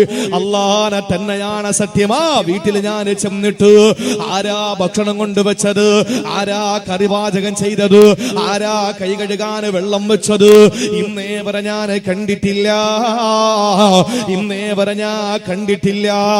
അപ്പത്തോടെ സൂക്ഷ്മതയോടെ ജീവിച്ച ഹാത്തമുൽ അസ്സം തങ്ങള് ആ മഹാനവറുകളോട് ചോദിച്ചു, നിങ്ങൾ നിസ്കരിക്കുമ്പോ ഇത്ര ഭയഭക്തി എങ്ങനാ നിങ്ങൾക്ക് വരുന്നത്, ഇത്രത്തോളം സൂക്ഷ്മതയോടെ നിസ്കരിക്കുന്നത് എങ്ങനാണെന്ന് ചോദിച്ചപ്പോ ഹാത്തമുൽ അസ്സം റളിയല്ലാഹു തആല അൻഹു പറഞ്ഞ മറുപടി എന്തെന്നറിയോ? ചിറ്റാരിയിൽ ഒരുമിച്ച് കൂടി ആണുങ്ങളോട് പെണ്ണുങ്ങളോട് നാളത്തെ സുബഹി മുതൽ നിസ്കരിക്കാ, നിങ്ങൾക്ക് ഖുശൂ വരാ, നിങ്ങൾക്ക് ഭയഭക്തി വരാ, നിങ്ങൾക്ക് ഏകാഗ്രത വരാ. മുത്ത് റസൂൽ പഠിപ്പിച്ച മാതൃകയിൽ നിസ്കരിക്കാൻ ഒരു രീതി ഞാൻ പറഞ്ഞു തരട്ടെ ചെറുപ്പക്കാരാ. ഹാത്തമുൽ അസ്സം എന്നവരെ നിസ്കരിക്കുന്ന രീതിയാണ്. അതേ രീതിയിൽ, അതേ കോലത്തിൽ, അതേ ഭാവത്തിൽ നാളെ സുബഹി നിങ്ങൾ കൈകെട്ടി നോക്ക്. ഇൻഷാ അല്ലാഹ് നിങ്ങൾക്ക് വലിയ മാറ്റം വരും, എനിക്ക് വലിയൊരു മാറ്റം വരും. എങ്ങനാണെന്നറിയോ? അദ്ദേഹം പറഞ്ഞു, ഞാൻ കൈകെട്ടുമ്പോ എന്റെ മുന്നിൽ ഇമാമെന്ന ചിന്ത എനിക്കില്ല, എന്റെ മുന്നിൽ പള്ളിയുടെ ചുമരാണെന്ന ചിന്തയില്ല, എന്റെ മുന്നിൽ ഞാൻ കാണുന്നത് കഅബാലയമാ, പരിശുദ്ധ കഅബ എന്റെ മുന്നിലാണെന്ന് ഞാൻ ചിന്തിക്കും. ഞാൻ നിൽക്കുന്നത് കഅബാലയത്തിന്റെ ചുറ്റിലുള്ള മത്താഫിലാണെന്ന് ഞാൻ ചിന്തിക്കും. എന്റെ പുറകിലോ വഖാബിലുൽ അർവാ, എന്റെ പുറകില് അസ്റായീൽ നിൽക്കുകയാ. ഈ സലാം വീട്ടുമ്പോൾ പെട്ടെന്ന് തന്നെ അങ്ങ് റൂഹ് പിടിക്കുകയാ. എന്റെ വലതുഭാഗത്ത് സ്വർഗമാ, എന്റെ ഇടതുഭാഗത്ത് നരകമാ. ഞാൻ കൈകെട്ടി നിൽക്കുന്നത് സിറാത്ത് പാലത്തിലാണ്. 3000 വർഷത്തെ വഴി ദൂരമുണ്ടെന്നല്ലേ ദഖായിഖുൽ അഖ്ബാറിലുള്ളത്. 1000 വർഷം കയറ്റമാണ്, 1000 വർഷം സമനിരപ്പാണ്, 1000 വർഷം ഇറക്കമാണ്. 3000 വർഷത്തെ വഴി ദൂരമുണ്ട് സിറാത്ത് എന്ന പാലത്തില്. അത് തുടങ്ങുന്നത് മഹ്ശറിൽ നിന്നാ, അതിന്റെ എൻഡ് സ്വർഗത്തിലാ. അത് ഏതിന്റെ മുകളിലെന്നറിയോ? അല്ലാഹുവിന്റെ ഭീകരമായ നരകത്തിന്റെ മുകളിലാ നാട്ടപ്പെട്ടത്. ഈ സിറാത്ത് 3000 വർഷം ഇങ്ങനെ നടന്നിട്ട് വേണം സ്വർഗത്തിലെത്താ. അവിടത്തെ ഒരു ദിവസം ഇവിടത്തെ 50,000 വർഷമാണ്, അവിടത്തെ ഒരു ദിവസം ഇവിടത്തെ 50,000 വർഷമാണ്. അങ്ങനെ 3000 കൊല്ലമൊന്ന് സങ്കല്പിച്ചു നോക്ക് ചെറുപ്പക്കാരാ. ബുദ്ധി മരവിച്ചു പോകും കൂട്ടര്. നമ്മുടെ കാൽക്കുലേഷന്റെ പുറത്താ, നമ്മുടെ കണക്ക് കൂട്ടലുകൾ പിഴച്ചു പോകും, ഒരു സംശയവും വേണ്ട. അത്രയും വലിയ സിറാത്ത് പാലത്തിലാണ്. രാത്രിയുടെ കൂരാ കുട്ടിരുട്ടിന് കാല് കറുത്ത, മുടിയെക്കാല് നേർമയുള്ള, വാളിനെക്കാല് മൂർച്ചയുള്ള സിറാത്തിലാണ് കൈകെട്ടി നിൽക്കുന്നതെന്ന ചിന്ത എന്റെ മനസ്സിലോട്ട് കടന്നു വരും. അതുമാത്രമല്ല, ഇത് അവസാനത്തെ നിസ്കാരമാണ്. ഈ ഒരു ചിന്തയോടെയാണ് കൈകെട്ടുന്നതെന്ന് ഹാത്തമുൽ അസ്സം റളിയല്ലാഹു തആല അൻഹു പറഞ്ഞെങ്കിൽ നാളെ സുബഹിക്ക് കൈകെട്ടുമ്പോ മുന്നില് പരിശുദ്ധ കഅബ, വലത്ത് സ്വർഗം, ഇടത്ത് നരകം, പിന്നിൽ ഇസ്രായീൽ നിൽക്കുന്നത് സിറാത്തില്. ഇത് അവസാനത്തെ നിസ്കാരമാണെന്ന ചിന്തയോടെ നിസ്കരിക്കൂ. എന്നാൽ നമ്മുടെ നിസ്കാരം ഏത് രീതിയിലെന്നറിയോ? ഇത് ഖുംത ഫീ സ്വലാതിക ഫസല്ലി സ്വലാത മുവദ്ദിഇ, വിടവാങ്ങുന്നവന്റെ നിസ്കാരം പോലെ നിസ്കരിക്കണമെന്ന് പഠിപ്പിച്ച ആ രൂപം വരുമെന്ന് മഹാനായ പ്രവാചകൻ നബി മുഹമ്മദ് മുസ്തഫ. അല്ലാഹു നമുക്കതിനുള്ള ഭാഗ്യം നൽകി അനുഗ്രഹിക്കുമാറാവട്ടെ. ഇനി രണ്ടാമത്തെ ഉപദേശം, ഇത് അല്ലാഹുമായി ബന്ധപ്പെട്ടതാണ്. ഉറക്കം വരുന്നില്ലല്ലോ? ഇത് പടച്ചോനുമായി ബന്ധപ്പെട്ടതാണ്. ഇനി രണ്ടാമത്തത് കേട്ടോളി. ഇത് അല്പത്തി ഗൗരവമുള്ളതാണ്, ഇത് അല്പം ബുദ്ധിമുട്ടുള്ളതാണ്. ശ്രദ്ധിച്ചോളി. പ്രത്യേകിച്ച് എന്നെ ശ്രവിക്കാൻ വേണ്ടി ഒരുമിച്ച് സഹോദരിമാർ ആ ഭാഗത്താ ഒത്തിരി ഉണ്ടോ? പ്രത്യേകിച്ച് സഹോദരിമാരെ ശ്രദ്ധിക്കണം. രണ്ടാമത്തെ ഉപദേശം, നന്നാകാൻ 3 ഉപദേശങ്ങൾ മുത്തു റസൂല് പഠിപ്പിച്ചു കൊടുത്തു. 1, നിസ്കരിക്കുമ്പോ ഇനി ഒരു നിസ്കാരം ഇല്ല, ഇത് മാത്രമേ ഉള്ളൂ എന്ന ചിന്തയിൽ നിസ്കരിക്കും, ശരിയാവും. 2, റസൂലുള്ളാഹി പറഞ്ഞു, ലാ തകല്ലം ബികലാമിൻ തഅതദിറു ഗദാ, നാളെ ഒഴുകഴിവുകൾ പറയേണ്ട സംസാരം പാടില്ല. ഇന്നെന്തെങ്കിലും പറഞ്ഞ് നാളെ ചെന്ന് പൊരുത്തം ചോദിക്കേണ്ട രീതിയിൽ നീ സംസാരിക്കല്ലേ. ഇന്ന് നീ എന്തെങ്കിലും ഒന്ന് പറഞ്ഞിട്ട് നാളെ അവന്റെ മുന്നിൽ ചെന്ന് പൊരുത്തം ചോദിക്കേണ്ട സംസാരം പാടില്ല ചെറുപ്പക്കാരാ.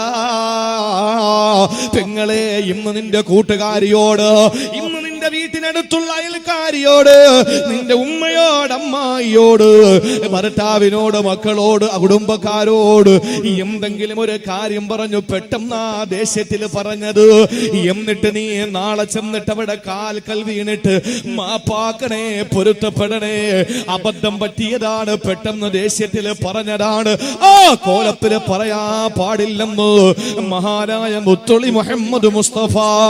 നിങ്ങൾക്കറിയോ, റസൂലുള്ള സഹാബത്തിനോട് പ്രസംഗിച്ചു കൊണ്ടിരിക്കുമ്പോ നിറഞ്ഞിരിക്കുന്ന സരസിൽ നിന്ന് റസൂലുള്ള ചോദിച്ച ഒരു ചോദ്യമുണ്ട്. ആ ചോദ്യം നബി തങ്ങൾ ചോദിച്ചത് ശ്രോതാക്കളെ ഉണർത്താനാണ്. റസൂലുള്ള ചോദിച്ചു, തദറൂന മനിൽ മുഫ്ലിസ്, ആരാണ് പാപ്പർ എന്നറിയോ? ആരാണ് പാപ്പർ എന്നറിയോ? പാപ്പർ എന്ന് പറഞ്ഞാൽ മനസ്സിലായോ? മനസ്സിലായോ? ഇല്ല. എന്താണ് പാപ്പർ എന്ന് പറഞ്ഞാൽ?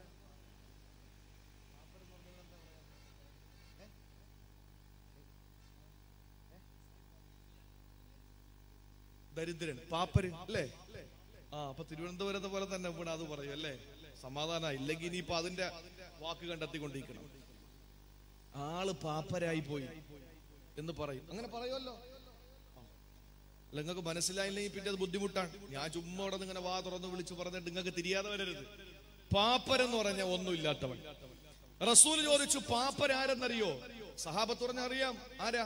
ലാ മത്താ വലാ ദിർഹം, മുതലും ഇല്ല, കാശും ഇല്ല, ദിർഹമോ ഇല്ല, ഒന്നുമില്ല. അല്ലാഹു റസൂൽ പറഞ്ഞ അവനല്ല. അവൻ പാപ്പരെന്നാരാ പറഞ്ഞത്? അവൻ പാപ്പരല്ല. പാപ്പരാരാണ്? ഇന്നൽ മുഫ്ലിസ മിൻ ഉമ്മത്തി മൻ യഅതി യൗമൽ ഖിയാമ ബിസലാത്തിൻ വസദഖത്തിൻ വസിയാം. നാളെ പരലോകത്തിന്റെ സമുദായത്തിലുള്ള നമസ്കാരക്കാര് വരും. അവര് നോമ്പ് പിടിച്ചവരാണ്, സക്കാത്ത് കൊടുത്തവരാണ്, സദഖ കൊടുത്തവരാണ്, ഒരുപാട് ദാനധർമ്മങ്ങൾ ചെയ്തവരാണ്, ഒരുപാട് സ്വലാത്ത് ചൊല്ലിയവരാണ്, ദിക്ർ ചൊല്ലിയവരാണ്, പള്ളിക്ക് ഒരുപാട് സഹായിച്ചവരോ. നാളെ പരലോകത്ത് വരുമ്പോ അവര് റസൂലുള്ള പറയുന്നു, അക്കൂട്ടത്തിൽ അവര് പാവങ്ങൾ ഉപദ്രവിച്ചു, അവള് പലരെ പറ്റിയും പരദൂഷണം പറഞ്ഞു, പലരെയും നാവ് കൊണ്ട് ബുദ്ധിമുട്ടിച്ചു, പലരെയും മോശത്തരം പറഞ്ഞു, പലരെയും ആക്ഷേപിച്ചു, പലരെയും വിമർശിച്ചു, പലരെയും കുറ്റപ്പെടുത്തി, ഒളിഞ്ഞും തെളിഞ്ഞും അവരെ ആക്ഷേപിച്ചു, ഒറ്റപ്പെടുത്തി, കുറ്റപ്പെടുത്തി സംസാരിച്ചവരാ. അവര് നാളെ പരലോകത്ത് വരുമ്പോ അല്ലാഹുവിന്റെ റസൂൽ പറയുകയാ, ആ വരുന്ന മനുഷ്യൻ നിസ്കാരമുണ്ട്, ഒപ്പം അവനെ പരദൂഷണം പറഞ്ഞവനാ. നിങ്ങൾക്കറിയോ സഹോദരങ്ങളെ, ഞാൻ നിസാർ സാഹിബിനെ പറ്റി പരദൂഷണം പറഞ്ഞെന്നിരിക്കട്ടെ, ഒരു ഉദാഹരണം പറയുകയാ. ഞാൻ നിസാർ സാഹിബിനെ പറ്റി പരദൂഷണം പറഞ്ഞു. നാളെ അള്ളാന്റെ കോടതിയിൽ ഞാൻ വരുമ്പോൾ എന്റെ നമസ്കാരം ഒരുപാടുണ്ട്, ഞാൻ ഒരുപാട് നോമ്പ് പിടിച്ചിട്ടുണ്ട്, ദാനധർമ്മം ചെയ്തിട്ടുണ്ട്, സ്വലാത്ത് ചൊല്ലിയിട്ടുണ്ട്, പ്രസംഗിച്ചിട്ടുണ്ട്. എന്റെ നിസ്കാരം എടുത്ത് നിസാർ സാഹിബിന് കൊടുക്കുകയാ. എന്തുകൊണ്ടെന്നറിയോ? ഞാൻ അദ്ദേഹത്തെ പരദൂഷണം പറഞ്ഞു. അടുത്തിരിക്കുന്ന സഹോദരന് ഞാൻ യേശുവിനെ പറഞ്ഞിട്ടുണ്ട്, എന്നാൽ എന്റെ നോമ്പെടുത്ത് അദ്ദേഹത്തിന് കൊടുക്കുന്നു.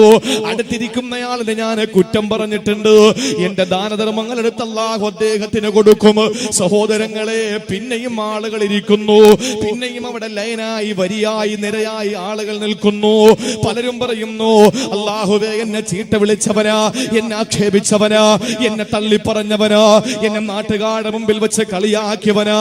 നോക്കുമ്പോൾ എന്റെ കയ്യിൽ കൊടുക്കാൻ ഇനി ഒന്നുമില്ല.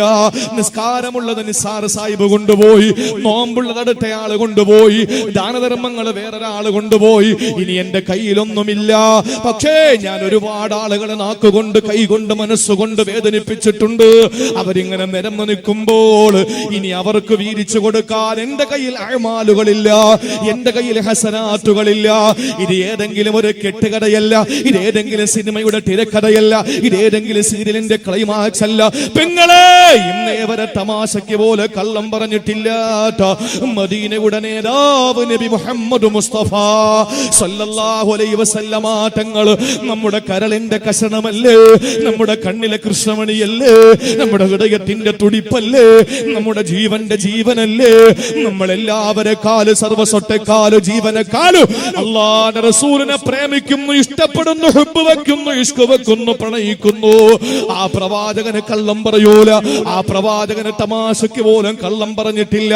ആ പ്രവാചകന് പറയുന്നു, ഇനി എന്റെ കയ്യിൽ കൊടുക്കാൻ അമലുകളൊന്നുമില്ല എങ്കിൽ സഹോദരാ, വാങ്ങാൻ ആളുകളെ ക്യൂ നിൽക്കുമ്പോൾ അല്ലാഹു നീതിമാനാണ്.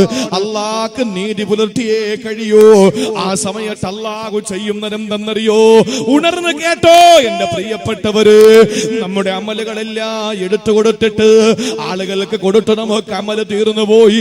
ഇനി വാങ്ങാൻ ആളുകൾ നിൽക്കുമ്പോൾ റസൂല് പഠിപ്പിക്കുകയാണ്, കൊടുക്കാൻ അമലില്ല, വാങ്ങാൻ ആളുണ്ട്. ആ വാങ്ങാ വന്ന് നിൽക്കുന്നവരുടെ സർവ്വ തിന്മകളും ഈ മനുഷ്യന്റെ മുകളിൽ ചാർത്തി കൊടുക്കുമെന്ന്, ഇവന്റെ അക്കൗണ്ടിൽ ചേർത്ത് കൊടുക്കുമെന്ന് അല്ലാഹുവിന്റെ റസൂല് പഠിപ്പിച്ചില്ലേ?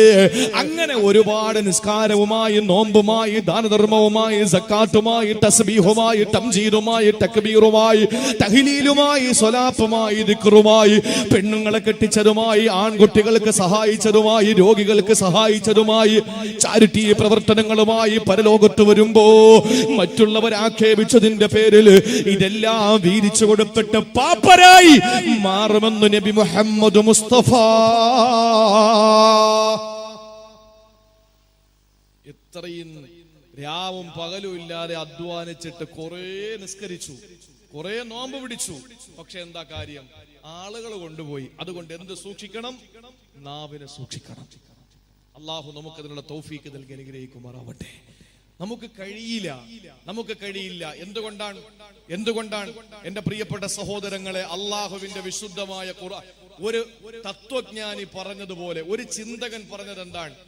ഞാൻ നിശബ്ദനായതിന്റെ പേരിൽ ഇന്നുവരെ വിഷമിക്കേണ്ടി വന്നിട്ടില്ല. ഞാൻ മൗനം അവലംബിച്ചതിന്റെ പേരിൽ ഇന്നുവരെ ഞാൻ ദുഃഖിക്കേണ്ടി വന്നിട്ടില്ല. പക്ഷേ ഞാൻ സംസാരിച്ചതിന്റെ പേരിൽ പലപ്പോഴും വേദനിച്ചിട്ടുണ്ട്. എന്താ കാര്യം? അല്ലാഹുവിന്റെ ഖുർആൻ പറഞ്ഞു, യാ അയ്യുഹല്ലദീന ആമനൂ ഇത്തഖുല്ലാഹ വഖൂലൂ ഖൗലൻ സദീദാ. യാ അയ്യുഹല്ലദീന ആമനൂ ഇത്തഖുല്ലാഹ വഖൂലൂ ഖൗലൻ സദീദാ. അല്ലാഹു വിളിച്ചത് മുഅ്മിനീങ്ങളെ എന്നാ. ഈ പള്ളിയിൽ വന്ന് നിസ്കരിക്കുന്ന, നിസ്കാരത്തഴമ്പുള്ള തൊപ്പി വെച്ച, ദാടി വെച്ച എന്റെ പ്രിയപ്പെട്ട ഈമാനുള്ള വിശ്വാസികളായ സുഹൃത്തുക്കളെ, അല്ലാഹു വിളിച്ചത് നിങ്ങളെയാണ്, എന്നെയാണ് അല്ല വിളിച്ചത്. എന്നിട്ട് അല്ലാഹു പറഞ്ഞു, ഇത്തഖുല്ലാഹ്, നിങ്ങൾ സൂക്ഷിച്ചു ജീവിക്കണേ, നിങ്ങൾ തഖ്വയുള്ളവരാകണേ. എന്നിട്ട് അല്ലാഹു രണ്ടാമത് പറഞ്ഞത്, വഖൂലൂ ഖൗലൻ സദീദാ, നിങ്ങൾ നല്ലത് പറയണേ, നിങ്ങൾ നല്ല കാര്യങ്ങൾ പറയണേ. സഹോദര സഹോദരി, അല്ലാഹു വിളിച്ചത് ആരെയാണ്? മുഅ്മിനീങ്ങളെ എന്നാ. എന്നിട്ട് പറഞ്ഞത് തഖ്വ വേണമെന്നാ. എന്നിട്ട് പറഞ്ഞത് നാവിനെ സൂക്ഷിക്കണമെന്നാ. നിങ്ങൾക്ക് ഇതിന്റെ അർത്ഥം മനസ്സിലായോ? ഈ ഖുർആൻ പറഞ്ഞതിന്റെ അർത്ഥം നിങ്ങൾക്ക് തിരിഞ്ഞോ? എന്താ ഖുർആൻ പറഞ്ഞത്? മുഅ്മിനീങ്ങളെ, നിങ്ങൾ തഖ്വ വേണം, നാക്ക് നന്നാക്കണം എന്ന് പറഞ്ഞ കാരണം എന്താ? ഒന്ന് ചിന്തിക്ക്, ഇങ്ങനെയാണ് ഖുർആൻ പഠിക്കേണ്ടത്. ഇങ്ങനെയാണ് ഖുർആൻ ചിലർ പറയും, ഞങ്ങൾ ഖുർആൻ മുറുകെ പിടിക്കുന്നവരാ. എടാ, മുറുകെ പിടിക്കേണ്ട, നിവർത്തി വെച്ചിട്ടൊന്ന് വായിച്ചു പഠിക്കും. അല്ലാഹു ഭാഗ്യം തരട്ടെ. എന്റെ സഹോദരങ്ങളെ, ഖുർആൻ പഠിക്കേണ്ടത് ഇങ്ങനെയാണ്. മുഅ്മിനീങ്ങളെ എന്ന് വിളിച്ചുകൊണ്ട് അല്ലാഹു പറഞ്ഞു, ഇത്തഖുല്ലാഹ വഖൂലു ഖൗലൻ സദീദാ. നിങ്ങൾ തഖ്വയുള്ളവരാകണം, നല്ല വർത്തമാനം നിങ്ങൾ പറയുകയും വേണം എന്ന് പറഞ്ഞാൽ ഈമാനുള്ളവർക്ക് തഖ്വയുണ്ടാകൂ, തഖ്വയുള്ളവർക്ക് നാക്കിനെ നന്നാക്കാൻ പറ്റൂ. നാവിനെ നന്നാക്കുന്നവനെ തഖ്വയുണ്ടാവൂ, തഖ്വയുള്ളവനെ മുഅ്മിനാവൂ. അങ്ങനെ നമുക്ക് വായിക്കാം. ചുരുക്കത്തിൽ നാവ് കൊണ്ട് എന്തെങ്കിലും ആളുകളെ ആക്ഷേപിച്ച് വിമർശിച്ച് വെറുതെ നിസ്കാരം കളയുന്നവന് തഖ്വയില്ല, തഖ്വയില്ലാത്തവന് ഈമാനുമില്ല. അങ്ങനെ നോക്കുന്നെങ്കിൽ നമ്മളൊക്കെ ഏത് വിഭാഗത്തിൽ പെടും? അള്ളാഹു നമ്മളെ നന്നാക്കട്ടെ. അതുകൊണ്ട് അതിനാണ് ഈ വഅള് വെക്കുന്നത്.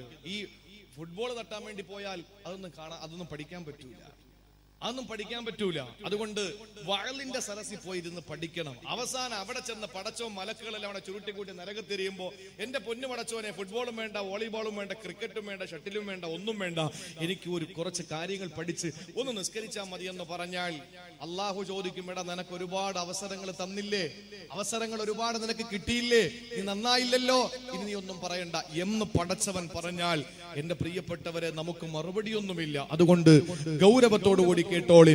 അള്ളാഹു പറഞ്ഞു തഖ്വ വേണം, നിങ്ങൾ നാവും നന്നാക്കുക. എന്തുകൊണ്ടെന്നറിയോ? ഹൃദയവും നാക്കും തമ്മിലൊരു ബന്ധമുണ്ട്. എന്ത് ബന്ധമാണ്? സമയമായില്ലല്ലോ. ആയാ?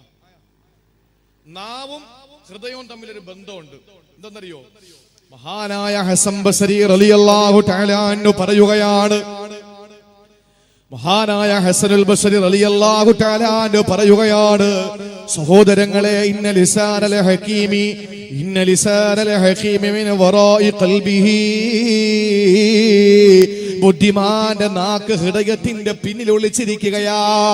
ബുദ്ധിമാനാണോ അവന്റെ നാവ് ഹൃദയത്തിന്റെ പിന്നിൽ ഒളിച്ചിരിക്കുകയാ എന്ന് പറഞ്ഞാൽ എന്തെങ്കിലും പറയണമെന്ന് കരുതിപ്പോയാ അവന് ഹൃദയത്തോട് 1000 വട്ടം ചോദിക്കും, ഞാനത് പറയട്ടെ, ഞാനത് പറയട്ടെ, ഇത് പറയാൻ കൊള്ളുന്നതാണോ? അറിഞ്ഞതേ പറയാവോ? പറഞ്ഞത് മുഴുവനും അറിയണം, അറിഞ്ഞത് മുഴുവനും പറയരുത്, അറിഞ്ഞത് മുഴുവനും പറയരുത്, പറഞ്ഞത് മുഴുവനും അറിയണം. എന്ന് പറഞ്ഞാൽ നീ പറയുന്നത് നീ അറിഞ്ഞിരിക്കണം, പക്ഷെ നീ അറിഞ്ഞതെല്ലാം പറയാൻ നടക്കരുത്. നിന്റെ ഹൃദയത്തോട് നിന്റെ നാവ് ചോദിക്കണം, ഇത് പറഞ്ഞ പ്രശ്നം വല്ലതും ഉണ്ടോ, എന്തെങ്കിലും ബുദ്ധിമുട്ടുണ്ടാവോ? ഹൃദയം അനുവാദം തന്നാൽ ധൈര്യമായിട്ട് പറയണം. ഇത് ബുദ്ധിമാന്റെ അടയാളമാണ്. അതുകൊണ്ടാണ് പറഞ്ഞത് മൗനം വിദ്വാന് ഭൂഷണം. സംസാരം എന്നത് വെള്ളിയായാൽ തന്നെ മിണ്ടാതിരിക്കൽ സ്വർണമാണേ പൊന്നേ. സംസാരം എന്നത് വെള്ളിയായാൽ തന്നെ മിണ്ടാതിരിക്കൽ സ്വർണമാണ് പൊന്നേ. മഴുവിന്റെ വെട്ടാലുള്ളതെന്നും തുച്ഛമാ, നാവിന്റെ വെട്ടാലുള്ളതെന്നും മെച്ചമാ. മുതുകത്ത് വാളുകൊണ്ടൊരു വെട്ടിക്കൊടുത്താൽ 10 മിനിറ്റ് കൊണ്ട് ഹോസ്പിറ്റലിൽ, നല്ല ഹോസ്പിറ്റലിൽ കൊണ്ടുപോയാൽ കുത്തിത്തച്ച് റെഡിയാക്കി ആ വെട്ടില്ലാത്തതുപോലെ ആക്കി തരും. അതാണ് പുതിയ ശാസ്ത്രലോകം, അതാണ് പുതിയ ലോകം. 2020 തലമാറ്റി വെക്കൽ ശസ്ത്രക്രിയ വരാൻ പോവാൻ ചരിത്രത്തിൽ ആദ്യത്തെ സംഭവമാണ്. കഴുത്തിന് താഴോട്ട് തളർന്നു കിടക്കുന്ന ഒരാള്, കഴുത്തിന് താഴോട്ട് ചലനമുണ്ട്, തല തളർന്നു പോയ ഒരാള്, അയാളുടെ തലയെടുത്ത് ഈ കഴുത്തിൽ വെച്ചു കൊടുക്കുക. 40 ഡോക്ടർമാര് 20 ദിവസത്തെ പരിശ്രമത്തിന്റെ പരിസമാപ്തിയിൽ അത് യാഥാർത്ഥ്യമാക്കും എന്ന് 2020 സംഭവിക്കുമെന്ന് പറഞ്ഞിരിക്കുകയാണ്. അതിന്റെ പരിശോധനകളും ടെസ്റ്റുകളും ഒക്കെ നടന്നുകൊണ്ടിരിക്കുന്നു. ഇവിടെയല്ല, പടിഞ്ഞാറൻ രാജ്യത്ത്. ഭൂമിയിലെ ആദ്യത്തെ സംഭവമാണ് തലമാറ്റി വെക്കൽ. കിഡ്നി മാറ്റി വെച്ചിട്ടുണ്ട്, കരള് മാറ്റി വെച്ചിട്ടുണ്ട്, കൈ മാറ്റി വെച്ചിട്ടുണ്ട്, കണ്ണ് മാറ്റി വെച്ചിട്ടുണ്ട്, ഹൃദയം മാറ്റി വെച്ചിട്ടുണ്ട്, പലതും മാറ്റി വെച്ചിട്ടുണ്ട്. പക്ഷെ തലമാറ്റി വെക്കൽ ആദ്യമാണ്. തലമാറ്റി വെക്കൽ ശസ്ത്രക്രിയ 2020 വരാൻ പോവാണ്. വജ്ര കത്തി വെച്ചിട്ടാ മുറിക്കുന്നതിന്. ആലോചിച്ച് നോക്കേ, സുബ്ഹാനല്ലാഹ്, എന്ത് കണ്ടുപിടുത്തം. മംഗലാപുരം 67 കിലോമീറ്റർ കഴിഞ്ഞാൽ മംഗലാപുരമായി. മംഗലാപുരത്ത് കസ്തൂർബ മെഡിക്കൽ കോളേജ് അല്ലേ, അത് മണിപ്പാലിലാണ് അതിന്റെ ഹെഡ് ഓഫീസ്.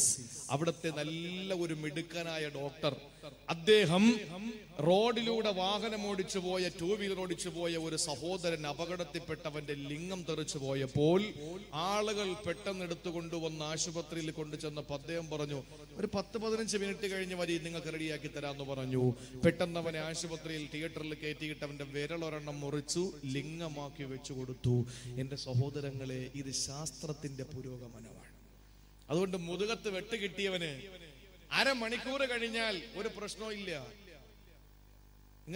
എന്റെ പ്രിയപ്പെട്ട സുഹൃത്തുക്കള് ഫൈസൽ സാഹിബ് ഇരിപ്പുണ്ട്, ഇക്ബാൽ ഇരിപ്പുണ്ട്, റമീസ് ഉണ്ട്, പലരും ഉണ്ട്. അറിയാം, എന്റെ ഉമ്മക്ക് കഴിഞ്ഞ റമദാനിൽ ഒരു സർജറി വേണമെന്ന് പറഞ്ഞു. 13 ലക്ഷം രൂപ വേണം. കോയിലാണ്. എവിടെയെങ്കിലും ചെറിയ ഹോൾ ഇട്ടിട്ട് തലച്ചോറിൽ അനോറിസം എന്ന് പറയുന്ന ഒരു ചെറിയ രക്തക്കുമിള വന്നിട്ട് പൊട്ടിയാൽ അപകടമാണെന്ന് പറഞ്ഞപ്പോ അതിന് പുതിയൊരു സംവിധാനം ഡോക്ടറെ വിളിച്ചിരുത്തിയിട്ട് ശ്രീചിത്രയിലെ ഡോക്ടർ പറഞ്ഞു, 13 ലക്ഷം രൂപ ചെലവ് വരും, നമുക്ക് ഒരു വേദന ഉണ്ടാവൂല, പുറത്തൊരു മുറിവ് ഉണ്ടാവൂല. ഞാൻ ചോദിച്ചു, അത് എങ്ങനെയാണെന്ന് വരച്ചു തരാൻ പറഞ്ഞു. ഒന്ന് വരച്ച് കാണിച്ചു തരാൻ പറഞ്ഞു. 13 ലക്ഷം രൂപ കിട്ടുന്നതല്ലേ, അവര് വരയ്ക്കും, വേണമെങ്കിൽ അത് കാണിച്ചു തരും. അങ്ങനെ വരച്ച് കാണിച്ചു തന്നു. എങ്ങനെയാന്ന് നോക്കുമ്പോ ചെമ്പ് കമ്പി, വളരെ കട്ടി കുറഞ്ഞ ചെമ്പ് കമ്പി ഏതെങ്കിലും ഒരു ഭാഗത്തൊന്ന് ചെറുതായിട്ടൊരു കീ ഹോൾ ഒരു ചെറിയ ദ്വാരമിട്ട് അതുവഴി കയറ്റിയിട്ട് നേരെ കൊണ്ടുവന്ന് ഈ പറയുന്ന രക്തക്കുമിളയെ അങ്ങ് ചുറ്റി വെക്കും. അപ്പൊ അത് പൊട്ടൂല. 13 ലക്ഷം രൂപയുള്ളൂ. അതല്ലാതെ വേറെ മാർഗം വല്ലതുണ്ടോ? ഉണ്ട്. എന്താണ്? തലമുടി മുഴുവനും മൊട്ടയടിക്കുക, എന്നിട്ട് ഇവിടെ നിന്ന് ഇങ്ങനെ കീറുക, എന്നിട്ട് തലയോട്ടി പതുക്കെ തേങ്ങ ഉടച്ചു മാറ്റും പോലെ മാറ്റുക, അതിനകത്ത് വെച്ച് കത്രിക കൊണ്ട് അത് വെട്ടിയെടുത്ത് കളയുക, ബാക്കി പിടിച്ച് കെട്ടിയിടുക. Open surgery. ഇത് എത്ര രൂപ ആവും? അതൊരു 3 ലക്ഷം രൂപയാവും. എന്നാലോചിച്ച് നോക്കി. പൈസ ഉള്ളവനാണെങ്കിൽ ഒരു കുഴപ്പമില്ല. എവിടെ ഹോസ്പിറ്റലില് സർജറി കഴിഞ്ഞു, ദാ വീട്ടിൽ കൊണ്ടുവന്നു. ആളുകൾ വരുമ്പോ ഇങ്ങനെയൊക്കെ നോക്കാണ്, എവിടാണ് മുറിവ്? തലയിലല്ലേ ഓപ്പറേഷൻ നടന്നത്, അപ്പോ മുറിവ് കാണൂല. എന്താ കാര്യം? എവിടെയോ ഒരു ചെറിയ കീ ഹോൾ. എന്ത് ലോകമാണ് എന്റെ സഹോദരങ്ങളെ, എന്ത് പുരോഗമനമാണ്.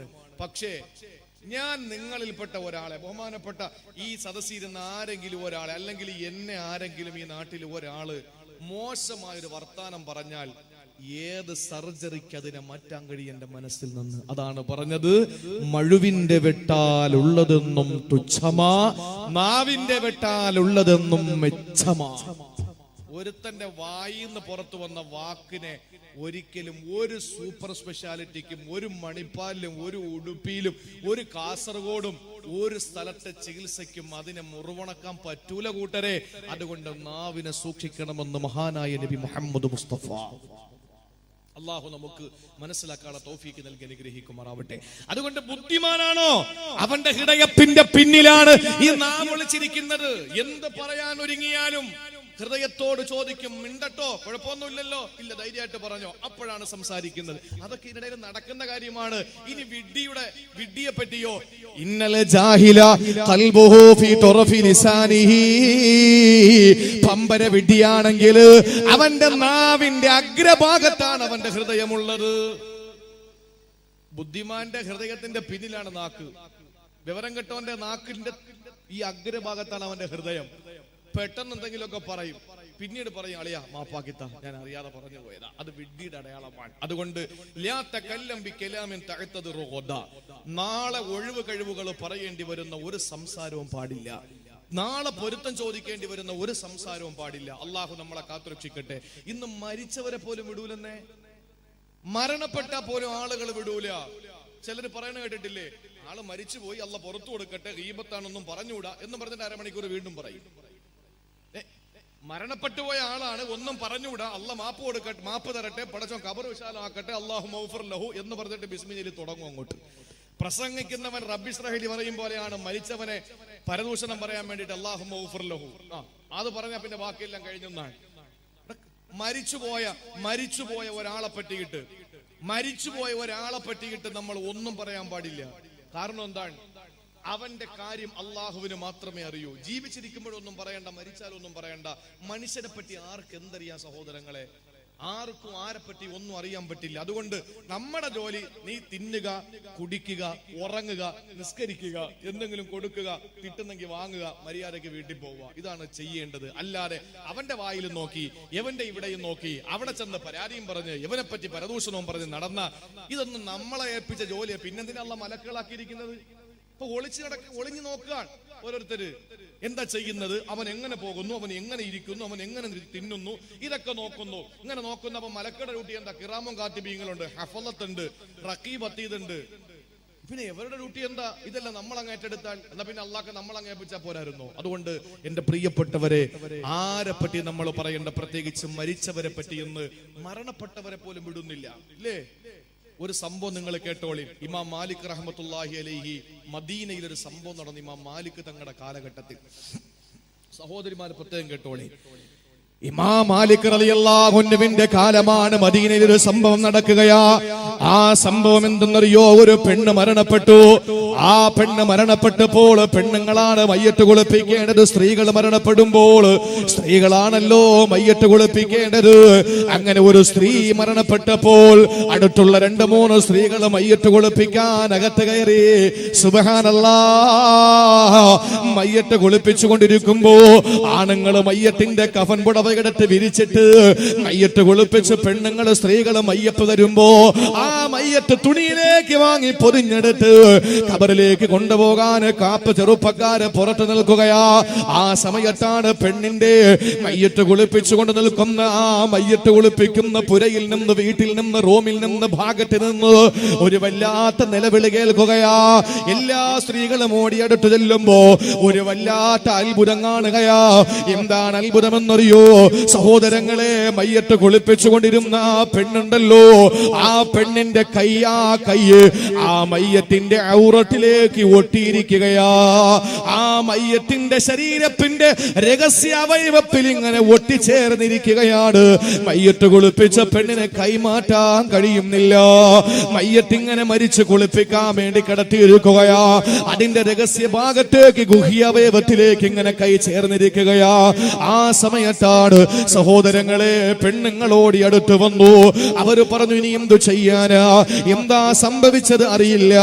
ആ സമയത്താണ് പെണ്ണുങ്ങൾ, ബുദ്ധി കുറവാണല്ലോ പെണ്ണുങ്ങൾക്ക്, സ്ത്രീകൾക്ക് ബുദ്ധി കുറവാണെന്ന് പറഞ്ഞത് പനവൂരിൽ നിന്ന് പ്രസംഗിക്കാമെന്ന നവാസ് മന്നാനിയല്ല. ആരാണ് പറഞ്ഞത്? സോഹിബേ ഹബീബേ നബി മുഹമ്മദ് മുസ്തഫ. നാഖിസാത്തുൽ അഖ്ലി വദ്ദീനി. ദീനും കുറവാണ്, ബുദ്ധിയും കുറവാണ്. ദീന് കുറവെന്ന് പറഞ്ഞാൽ ചുമ്മാറയല്ല. മാസത്തില് ഒരാഴ്ച അവർക്ക് നിസ്കരിക്കാൻ പറ്റൂല. ഒരു മാസത്തെ നോമ്പിൽ 23 നോമ്പേ അവർക്ക് പിടിക്കാൻ പറ്റൂ. ദീൻ അതുകൊണ്ട് കുറവാണ്, ബുദ്ധി കുറവാണ്. പിറ കണ്ടോ എന്ന് കാഞ്ഞങ്ങാട് കാളി പറഞ്ഞാലൊക്കെ കാളിയുടെ മുന്നിൽ വന്ന്, ചിറ്റാരിയിലുള്ള ഒരാൾ വന്ന് കാഞ്ഞങ്ങാട് കാളി ഇഫ്രീത്തങ്ങളാണ് അല്ലെ, ഇഫ്രീത്തങ്ങളോട് വന്നിട്ട് കാഞ്ഞങ്ങാടുള്ള ഒരാണ് പറഞ്ഞു, തങ്ങളെ ഞാൻ വീടിന്റെ പുറത്ത് നിൽക്കുമ്പോ പിറ കണ്ടു. ജിഫ്രീത്തങ്ങൾ ഉടനെ അറിയിപ്പ് കൊടുക്കുന്നു, നാളെ നോമ്പ് ഇല്ലെങ്കിൽ നാളെ പെരുന്നാള്, കുഴപ്പമില്ല. പക്ഷെ ഒരു പെണ്ണാള് വന്ന് പറഞ്ഞത്, ഒരു പെണ്ണ് വന്നിട്ട് പറഞ്ഞു, തങ്ങളെ ഞാൻ പെറാണ്ടു, ഓടി ഒരാളെ കൂടെ കൊണ്ടുപോവാ. 2 പെണ്ണുങ്ങൾ വേണം, 2 പെണ്ണുങ്ങൾ വേണം. ഒരു ആണിന്റെ സ്ഥാനത്ത് 2 പെണ്ണാണ്. കാരണം അവർക്ക് ബുദ്ധി കുറവാണ്. സഹോദരങ്ങളെ, ഇമാം മാലിക്കിന്റെ കാലത്ത് ഈ മയ്യത്ത് കുളിപ്പിച്ചുകൊണ്ടിരുന്ന ആ പെണ്ണിന്റെ രഹസ്യാവയവത്തിൽ കൈയൊട്ടിപ്പോയ ആ പെണ്ണിന്റെ അടുത്ത് വന്ന് പെണ്ണുങ്ങൾ പറഞ്ഞതെന്തെന്നറിയോ? ഒന്നുകിൽ ആ പെണ്ണിന്റെ കൈ മുറിക്കാ, അല്ലെങ്കിൽ മയ്യത്തിന്റെ ഔറത്തങ്ങ് മുറിച്ചെടുക്കാ. ആ സമയത്ത് ആണുങ്ങൾ ഇടപെട്ടു. ആണുങ്ങൾ വന്നിട്ട് പറഞ്ഞു, അങ്ങനെയല്ല, പള്ളിയിലെ ഇമാമുണ്ടല്ലോ, പള്ളിയിലെ ആലിമുണ്ടല്ലോ. ആരാണ്? ഇമാം മാലിക് റഹ്മത്തുള്ളാഹ്. ഇമാം മാലിക് ഓടി വന്നു, മറയുടെ പിന്നിൽ നിന്ന് വിളിച്ചു ചോദിച്ചു, പെണ്ണെ എന്താ സംഭവിച്ചത്? ആ പെണ്ണ ആ സമയത്ത് പറഞ്ഞതെന്തെന്നറിയോ? കൈഗുഹ്യമിൽ വെച്ചിട്ട് ഞാൻ പറയുന്നതായി റബ്ബോട് മാറ്റം ചെയ്തതാണിത് ദീർഘമായി. സഹോദരങ്ങളെ, ആ പെണ്ണ് മയ്യത്തിന്റെ തലയിൽ വെള്ളമൊഴിച്ച് തല കഴുകിയിട്ട് കഴുത്തിന്റെ ഭാഗം വന്ന് നെഞ്ചിന്റെ ഭാഗം വന്ന് കഴുകി അവസാനം വയറിന്റെ ഭാഗമെത്തിയിട്ട് രഹസ്യഭാഗത്തേക്ക് വെള്ളമൊഴിച്ചിട്ട് ആ പെണ്ണുമെല്ലാം പറഞ്ഞതെന്തെന്നറിയോ? ഈ പെണ്ണ് ഈ അവയവം വെച്ച് അള്ളാനോട് എത്രയോ വട്ടം ഹറാമ് ചെയ്തിട്ടുണ്ട്. ഈ അവയവം വെച്ച് നാട്ടിലെ ചെറുപ്പക്കാരെ പിഴപ്പിച്ചിട്ടുണ്ട് ഈ പെണ്ണ് എന്ന് പറഞ്ഞപ്പോൾ അപവാദമാ. ഓ പെണ്ണിന്റെ കൈയങ്ങ് ഒട്ടിപ്പോ. സഹോദരങ്ങളെ, മോഹിനി എന്ന് പറയുന്ന ഒരു ഗ്രന്ഥത്തിൽ ഈ സംഭവം കൊടുത്തിട്ടുണ്ട്. ആ സമയത്ത് ഇമാം മാലിക് പെട്ടെന്ന് പറഞ്ഞതെന്തെന്നറിയോ? ഒരു വലിയ കമ്പെടുത്ത് കൊണ്ടുവരിക, പെണ്ണിന്റെ കൈ മുറിക്കണ്ട, മയ്യത്തിന്റെ രഹസ്യഭാഗം മുറിക്കണ്ട, കമ്പെടുത്ത് കൊണ്ടുപോ. ചാട്ടവാറ് കൊണ്ടുവന്നു. ഈ അപവാദം പറഞ്ഞ പെണ്ണിനെ 80 അടി അടിക്കണേ. അങ്ങനെ ആ പെണ്ണിനെ അടിക്കാൻ തുടങ്ങി. 10 കഴിഞ്ഞു, 20 കഴിഞ്ഞു, 30 കഴിഞ്ഞു, 40 കഴിഞ്ഞു, 50 കഴിഞ്ഞു, 60 കഴിഞ്ഞു, 70 കഴിഞ്ഞു, 75 കഴിഞ്ഞു, 78 കഴിഞ്ഞു, 79ലും കൈമാറിയില്ല. 80ാമത്തെ അടിയങ്ങടിച്ചപ്പോൾ ആ പെണ്ണിന്റെ രഹസ്യഭാഗത്തിനും മയ്യത്തിന്റെ രഹസ്യഭാഗത്തിനും ആ പെണ്ണിന്റെ കൈയങ്ങ് മാറി. സഹോദരിമാരെ, പഠിക്കടേ, വലിയ പാഠമാണേ. നാവ് കൊണ്ടുള്ള ദ്രോഹം വല്ലാത്ത ദ്രോഹമാ. കൈ കൊണ്ടടിച്ചാൽ പൊറുക്കും, പക്ഷേ നാവ് കൊണ്ടുള്ള ആക്ഷേപം പൊറുക്കൂല. വാട്സപ്പും ഫേസ്ബുക്കും അതിനു വേണ്ടി വിനിയോഗിക്കല്ലേ. വാട്സപ്പ് ഫേസ്ബുക്കും മോശമാണെന്ന് എനിക്ക് അഭിപ്രായമില്ല, അത് നന്മയുണ്ട്. അതുകൊണ്ടാണല്ലോ ജനിച്ച് 30 ദിവസം പൂർത്തിയായ പൊന്നുമോൻ, ആ പൊന്നുമോന്റെ ഹൃദയ സംബന്ധമായ രോഗം പരിയാരം മെഡിക്കൽ കോളേജിൽ നിന്ന് ഡോക്ടർമാര് പറഞ്ഞു, ശ്രീചിത്ര തിരുനാൾ ഹോസ്പിറ്റൽ, SCT ഹോസ്പിറ്റൽ തിരുവനന്തപുരത്ത് പോകണം, പെട്ടെന്ന് പോകണം. എന്താ വേണ്ടത്? ആംബുലൻസ് സംവിധാനത്തിന്റെ സംഘടന പെട്ടെന്ന് ഫേസ്ബുക്കിലൂടെ വാട്സപ്പുകളിലൂടെ കൈമാറി മെസ്സേജ്. എന്താണ്? രാത്രിയിൽ ഇത്ര സമയത്ത് 8:20 പരിയാരം മെഡിക്കൽ കോളേജിൽ നിന്ന് കാസർഗോഡുകാരനായ തമീം ആംബുലൻസ് ഓടിക്കും.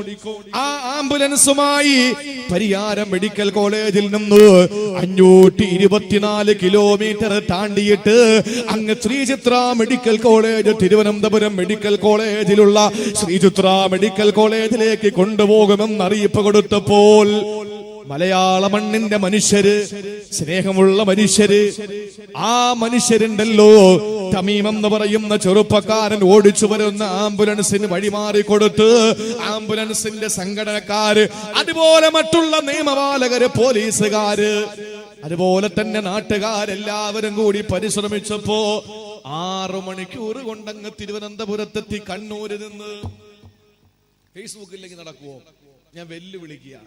ഫേസ്ബുക്കും വാട്സപ്പും ഇല്ലാതെ, അല്ലെങ്കിൽ ഒരാഴ്ച പത്രത്തിൽ കൊടുക്കണം, എന്നാലും പറ്റൂല.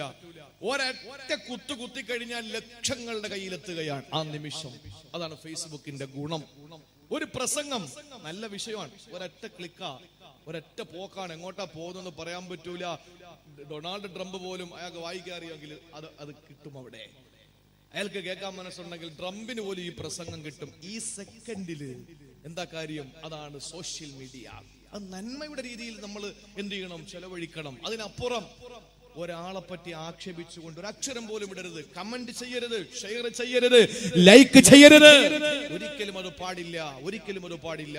എന്നാൽ അള്ളാഹുവിന്റെ റസൂൽ പറഞ്ഞു, ഇരു ലോകത്ത് നിനക്ക് വട്ടപൂജ്യമാകും. അതുകൊണ്ട് രണ്ടാമത്തെ ഉപദേശം, നാളെ ഒഴിവ് കഴിവുകൾ പറയേണ്ടി വരുന്ന ഒരു കാര്യവും നീ പറയാൻ പാടില്ല. ഞാൻ ചുരുക്കുന്നു.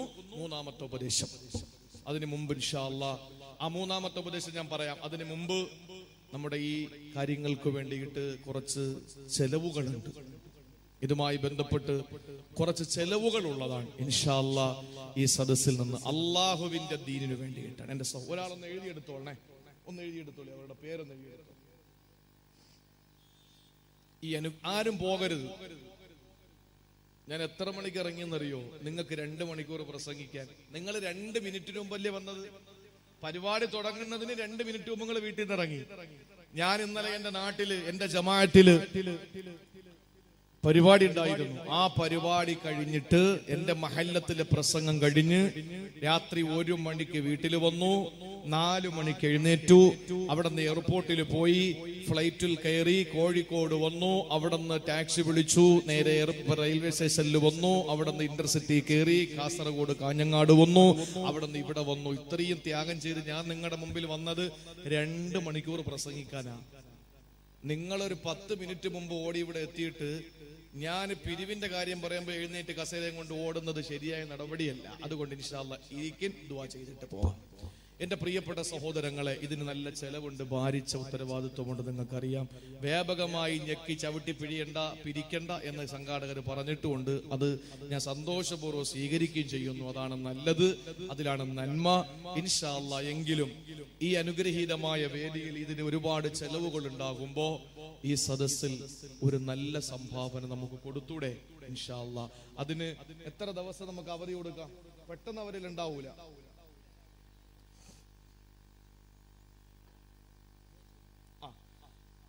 ഒരാഴ്ചക്കാണ് നിങ്ങൾ ഇൻഷാ അല്ലാഹ് കൊടുത്താൽ മതി. ഒരാഴ്ചക്ക് നിങ്ങൾ എത്തിച്ചു കൊടുത്താൽ മതി. ഈ സദസ്സിൽ നിന്ന് ഇൻഷാ അല്ലാഹ് ബിസ്മി ചൊല്ലി, വേറെ ഒന്നും ചിന്തിക്കരുത്. ദീനിന്റെ ദീനിന്റെ ഈ മജ്‌ലിസ് അല്ലേ, എന്റെ റസൂലിന്റെ കാര്യം പറഞ്ഞ മജ്‌ലിസ് അല്ലേ.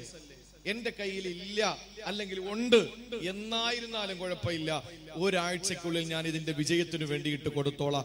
ആഖിറം ലക്ഷ്യമാക്കിയിട്ട് ഒരാൾ എഴുന്നേറ്റ് ഒരു 5000 രൂപ പറഞ്ഞാരാ? ഇൻഷാ അല്ലാഹ് ഒന്ന് എഴുന്നേറ്റ് ധൈര്യമായിട്ട് ഒരാൾ എഴുന്നേക്കിന്. ഇനി ആരൊക്കെ 5 രൂപ കൊടുത്താലും അതിന്റെ പ്രതിഫലം ആദ്യം കൊടുത്ത ആളിന് കിട്ടും, ഒരു സംശയ കാര്യത്തിലില്ല. അൽഹംദുലില്ലാഹ് വിജയിച്ചു, അള്ളാഹു സ്വീകരിക്കട്ടെ. ഇനി ആര് പറഞ്ഞാലും അവർക്കുള്ള പ്രതിഫലം ഒട്ടും കുറയ്ക്കാതെ അള്ളാഹു ആദ്യം പറഞ്ഞ ആ സഹോദരന് കൊടുക്കും. 5000 രൂപ അള്ളാഹുവിനെ കബൂൽ ചെയ്യണേ തമ്പുരാനെ, അർഹമായ പ്രതിഫലം കൊടുക്കണേ നാഥാ. അദ്ദേഹത്തിന്റെ മനസ്സിന്റെ മുറാദുകൾ നിനക്കറിയാൻ ഹാസിലാക്കി കൊടുക്കണേ അല്ലാ. ജാരിയായ സ്വതഖയിൽ നീ ഉൾപ്പെടുത്തണേ അല്ലാ. അള്ളാഹു അദ്ദേഹത്തിന്റെ സർവ്വ വിഷമങ്ങളും കുടുംബത്തിന്റെ ബുദ്ധിമുട്ടുകളും എല്ലാം നീ മാറ്റിക്കൊടുക്കണേ അല്ലാ. പടച്ചവനെ, കുടുംബത്തിൽ നിന്ന് ആരെല്ലാം മൺമറഞ്ഞിട്ടുണ്ടോ അവർക്കൊക്കെ നീ മഗ്ഫിറത്ത് കൊടുക്കണേ തമ്പുരാനെ.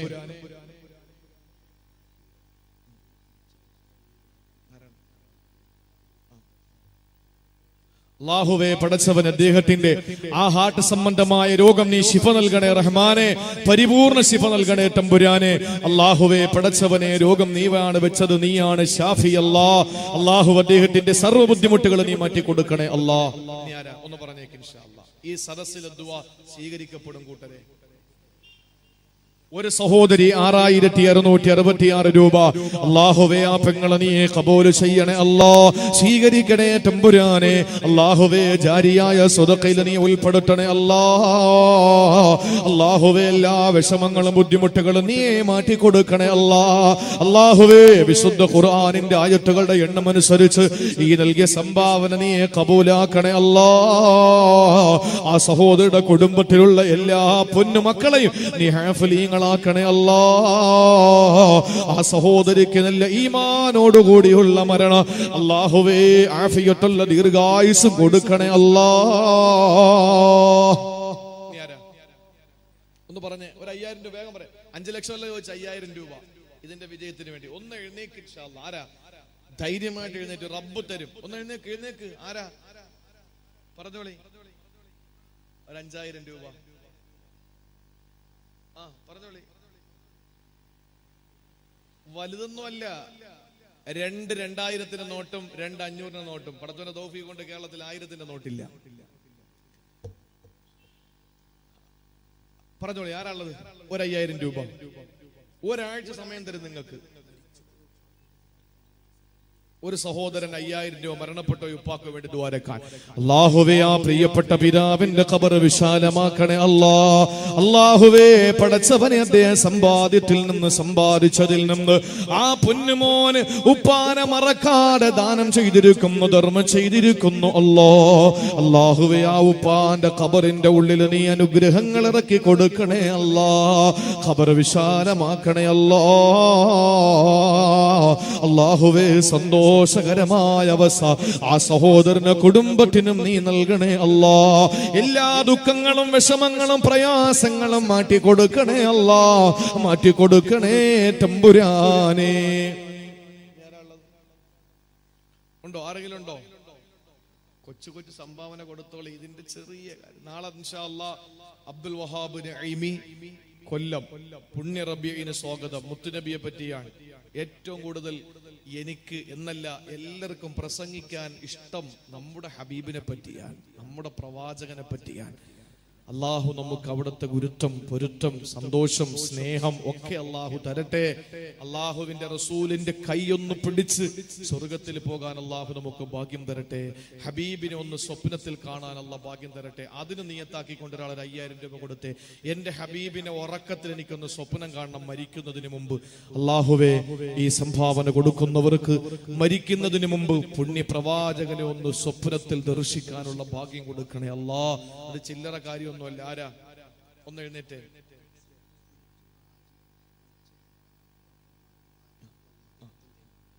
ഒന്ന് പറഞ്ഞേ, ആരാ? 5000 രൂപ. എന്റെ ഹബീബിനെ ഒന്ന് സ്വപ്നം കാണണം. കണ്ണും കൂടെ ശരിയാക്കണം. ഇനിയിപ്പോ 5000 രൂപ കൊടുത്ത് കാണാൻ പറ്റില്ല എന്ന് പറഞ്ഞിട്ട് 5-6 കൊല്ലം കഴിയുമ്പോൾ എന്നെ ഒന്ന് ഇടിച്ചുകളയല്ലേ നിങ്ങള്. 5000 രൂപ വന്നിട്ട് ഇതുവരെ ഞാൻ സ്വപ്നം കണ്ടില്ല എന്ന് പറഞ്ഞാൽ കണ്ണും കൂടെ വൃത്തിയാക്കണം. ഇൻഷാ അല്ലാഹ്. വെള്ളം കൊണ്ട് കഴുകിയാ പോരാ, കണ്ണുനീര് കൊണ്ട് കഴുകണം. കണ്ണുനീര് കൊണ്ട് കഴുകണം. വെള്ളം കൊണ്ട് കഴുകാൻ എല്ലാവർക്കും കഴിയും. കണ്ണുനീര് കൊണ്ട് നമുക്ക് കണ്ണ് കഴുകണം. ഇൻഷാ അല്ലാഹ് നമുക്ക് നമ്മുടെ ഹബീബിനെ സ്വപ്നം കാണാൻ പറ്റൂ. ഒരാളെന്ന് എഴുന്നേറ്റ്, പ്രവാചക പ്രേമികളിൽപ്പെട്ട ഒരാൾ. ഇൻഷാ അല്ലാഹ് ഒരാൾ ഒന്ന് കൈപൊക്ക്. എനിക്ക് എന്റെ ഹബീബിനെ ഒന്ന് സ്വപ്നം കാണണം. അതിനു വേണ്ടിയിട്ട് ഒന്ന് കൈപൊക്ക്. സഹോദരിമാരുടെ ഭാഗത്തോ സഹോദരങ്ങളുടെ ഭാഗത്തോ ആരെങ്കിലും ഒരാള്, ആരാളൊന്ന് പറഞ്ഞേ, പറയ്. 5000 രൂപ കൊടുക്കാൻ ഇല്ലാത്തോണ്ടാണല്ല, ഹബീബിനെ സ്വപ്നം കാണാൻ ആഗ്രഹം ഇല്ലാത്തോണ്ടല്ല. ഉണ്ടോ? ആരെങ്കിലും ഉണ്ടോ സഹോദരിമാരുടെ ഭാഗത്ത്? ഒന്ന് ചെന്നേ. അവിടെ എന്താ അവിടുത്തെ വിവരം അറിയാൻ എങ്ങനെ ഒരു മാർഗം? സംഘാടകരുണ്ടോ? പിന്നെ വളണ്ടിയർ ഉണ്ടോ? അള്ളാഹു അനുഗ്രഹിക്കട്ടെ. CP കുഞ്ഞബ്ദുല്ലാ ഹാജി, മരണപ്പെട്ട ഉപ്പ, ഉമ്മ, ഭാര്യയുടെ ഉപ്പ, ഉമ്മ, അവർക്ക് വേണ്ടി ദുആ ചെയ്യാൻ 25,000 രൂപ. അൽഹംദുലില്ലാഹ്. അല്ലാഹുവേ, പടച്ചവനെ, ആ CP കുഞ്ഞബ്ദുല്ലാ ഹാജിയുടെ പ്രിയപ്പെട്ട മാതാപിതാക്കൾക്ക് പടച്ചവനെ, അവരുടെ ഭാര്യയുടെ മാതാപിതാക്കൾക്കും നീ മഗ്ഫിറത്ത് കൊടുക്കണം റബ്ബേ. അവർ 4 പേരുടെയും ഖബറുകൾ നീ വിശാലമാക്കണേ അല്ലാഹ്. അല്ലാഹുവേ, ആ ഖബറിൽ സ്വർഗത്തിന്റെ വാതിലുകൾ തുറന്നിട്ട് കൊടുക്കണേ അല്ലാ. സ്വർഗത്തിന്റെ ഭക്ഷണം എത്തിച്ചു കൊടുക്കണേ അല്ലാ. അല്ലാഹുവേ, പടച്ചവനെ, സ്വർഗീയ പാനീയം എത്തിച്ചു കൊടുക്കണേ അല്ലാ. ആ ഖബറിനകത്ത് എല്ലാ കാരുണ്യവും റഹ്മത്തും നീ ഇറക്കി കൊടുക്കണേ അല്ലാ. അല്ലാഹുവേ, സന്തോഷം ആ ഖബറിൽ കൊടുക്കണേ അല്ലാ. അല്ലാഹുവേ, കുഞ്ഞബ്ദുല്ലാ ഹാജി എന്ന സഹോദരന്റെ കുടുംബത്തില് അദ്ദേഹത്തിന് രോഗശമനം നൽകണേ അല്ലാ. രോഗങ്ങളിൽ നിന്ന് കാവൽ കൊടുക്കണേ അല്ലാ. എല്ലാ വിഷമങ്ങളും മാറ്റണേ അല്ലാ. ശരീരത്തിന് ആരോഗ്യം നൽകണേ അല്ലാ. സന്തോഷവും സമാധാനവും നൽകണേ അല്ലാ. ഇൻഷാ അല്ലാഹ് ഇനി നാളെ പരിപാടിയുണ്ട്. അതുപോലെ ബഹുമാനനായ മൂരിയാട് ഉസ്താദിന്റെ ദുആയുമുണ്ട് ഇൻഷാ അല്ലാഹ്. എല്ലാവരും അതിനുവേണ്ടി സഹകരിക്കുകയും ആവശ്യമായ സാമ്പത്തിക സഹായം എത്തിച്ചു കൊടുക്കുകയും ചെയ്യുക. അള്ളാഹു ഭാഗ്യം തരട്ടെ. 3ാമത്തെ ഉപദേശം ഞാൻ ചുരുക്കുകയാണ്. 3ാമത്തെ ഉപദേശം അള്ളാഹുവിന്റെ റസൂല് പറഞ്ഞു,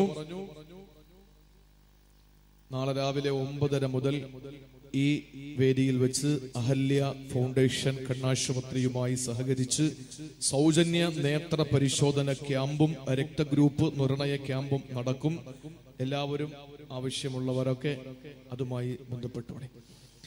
റസൂലുള്ള പറഞ്ഞു, 3ാമത്തെ ഉപദേശമേതാവ് അജ്മിൽ മിമ്മാ ഫീ യദിന്നാസ്. നീ ജനങ്ങളുടെ പോക്കറ്റിലുള്ളതൊന്നും പരീക്ഷിക്കണ്ട. നീ ആളുകളുടെ കീശയിലുള്ള കാശ് പരീക്ഷിക്കണ്ട. ആരിൽ നിന്നും നീ ഒന്നും പരീക്ഷിക്കണ്ട. പൊന്നുമോനെ, നീ ആരിൽ നിന്നും ഒന്നും പ്രതീക്ഷിക്കണ്ട. 1.25 ലക്ഷത്തോളം വരുന്ന പ്രവാചകന്മാര് അവര് പ്രബോധനം ചെയ്തപ്പോ അവര് ലോകത്തോട് പറഞ്ഞ 2 കാര്യങ്ങളുണ്ട് സഹോദരങ്ങളെ. എല്ലാ പ്രവാചകന്മാരും ഒരുമിച്ച് ഒരേ രീതിയിൽ സംസാരിച്ച 2 കാര്യങ്ങളുണ്ട്. ഒന്ന്, ലാ ഇലാഹ ഇല്ലല്ലാഹ്, നിങ്ങൾ അല്ലാഹുവിന് മാത്രം സുജൂദ് ചെയ്യണം. പിന്നെ അത് കൂടാതെ പല പ്രവാചകന്മാരും പലതും പറഞ്ഞു. എന്താ പറഞ്ഞേ? നിങ്ങൾ അളവിലും തൂക്കത്തിലും കുറവ് വരുത്തരുത്. പലരും പല രീതിയിലുള്ള നാട്ടിലെ അക്രമങ്ങൾക്കെതിരെ, അനീതികൾക്കെതിരെ, അരാജകത്വത്തിനെതിരെ, അസത്യത്തിനെതിരെ, അധർമ്മത്തിനെതിരെ ശബ്ദിച്ചു. അതോടൊപ്പം എല്ലാ പ്രവാചകന്മാരും ഒരുപോലെ പറഞ്ഞ രണ്ട് കാര്യം: ഒന്ന് ലാ ഇലാഹ ഇല്ലല്ലാഹ്, രണ്ട് ലാ അസ്അലുക്കും അലൈഹി അജ്റ. നിങ്ങൾ ഇതെനിക്കൊരു കൂലി വേണ്ട. ജനങ്ങളിൽ നിന്നൊന്നും നമ്മൾ പ്രതീക്ഷിക്കരുത്. മഹാനായ ഹാത്തമുൽ അസ്സമിനോട് അഹ്മദ് ബിൻ ഹംബൽ തങ്ങൾ ചോദിച്ചു, ഈ ലോകത്ത് രക്ഷപ്പെടണമെങ്കിൽ എന്തൊക്കെ വേണമെന്ന് ചോദിച്ചു. നന്നാകണമെങ്കിൽ എന്തൊക്കെ വേണം? 4 കാര്യം. അത് പറഞ്ഞുകൊണ്ട് ഇൻഷാ അല്ലാഹ് ഞാൻ പ്രസംഗം അവസാനിപ്പിക്കും. 4 കാര്യങ്ങൾ മതി ഈ ലോകത്ത് നമുക്ക് രക്ഷപ്പെടാൻ. ഈ ലോകത്ത് സന്തോഷകരമായ ജീവിതം നയിക്കാൻ 4 കാര്യങ്ങൾ നമ്മൾ ഉണ്ടാക്കിയെടുക്കുക. അതിൽ ഒന്ന്, ലിസലാമത്തി ദുനിയ ഖിസാലുൻ അർബഉ ഗഫറുൽ ലിജഹലിൽ ഖൗമി മനഉക തജ്ഹലാ വതകൂന മിൻ സൈബിൽ ഉനാസി ആയിസാ.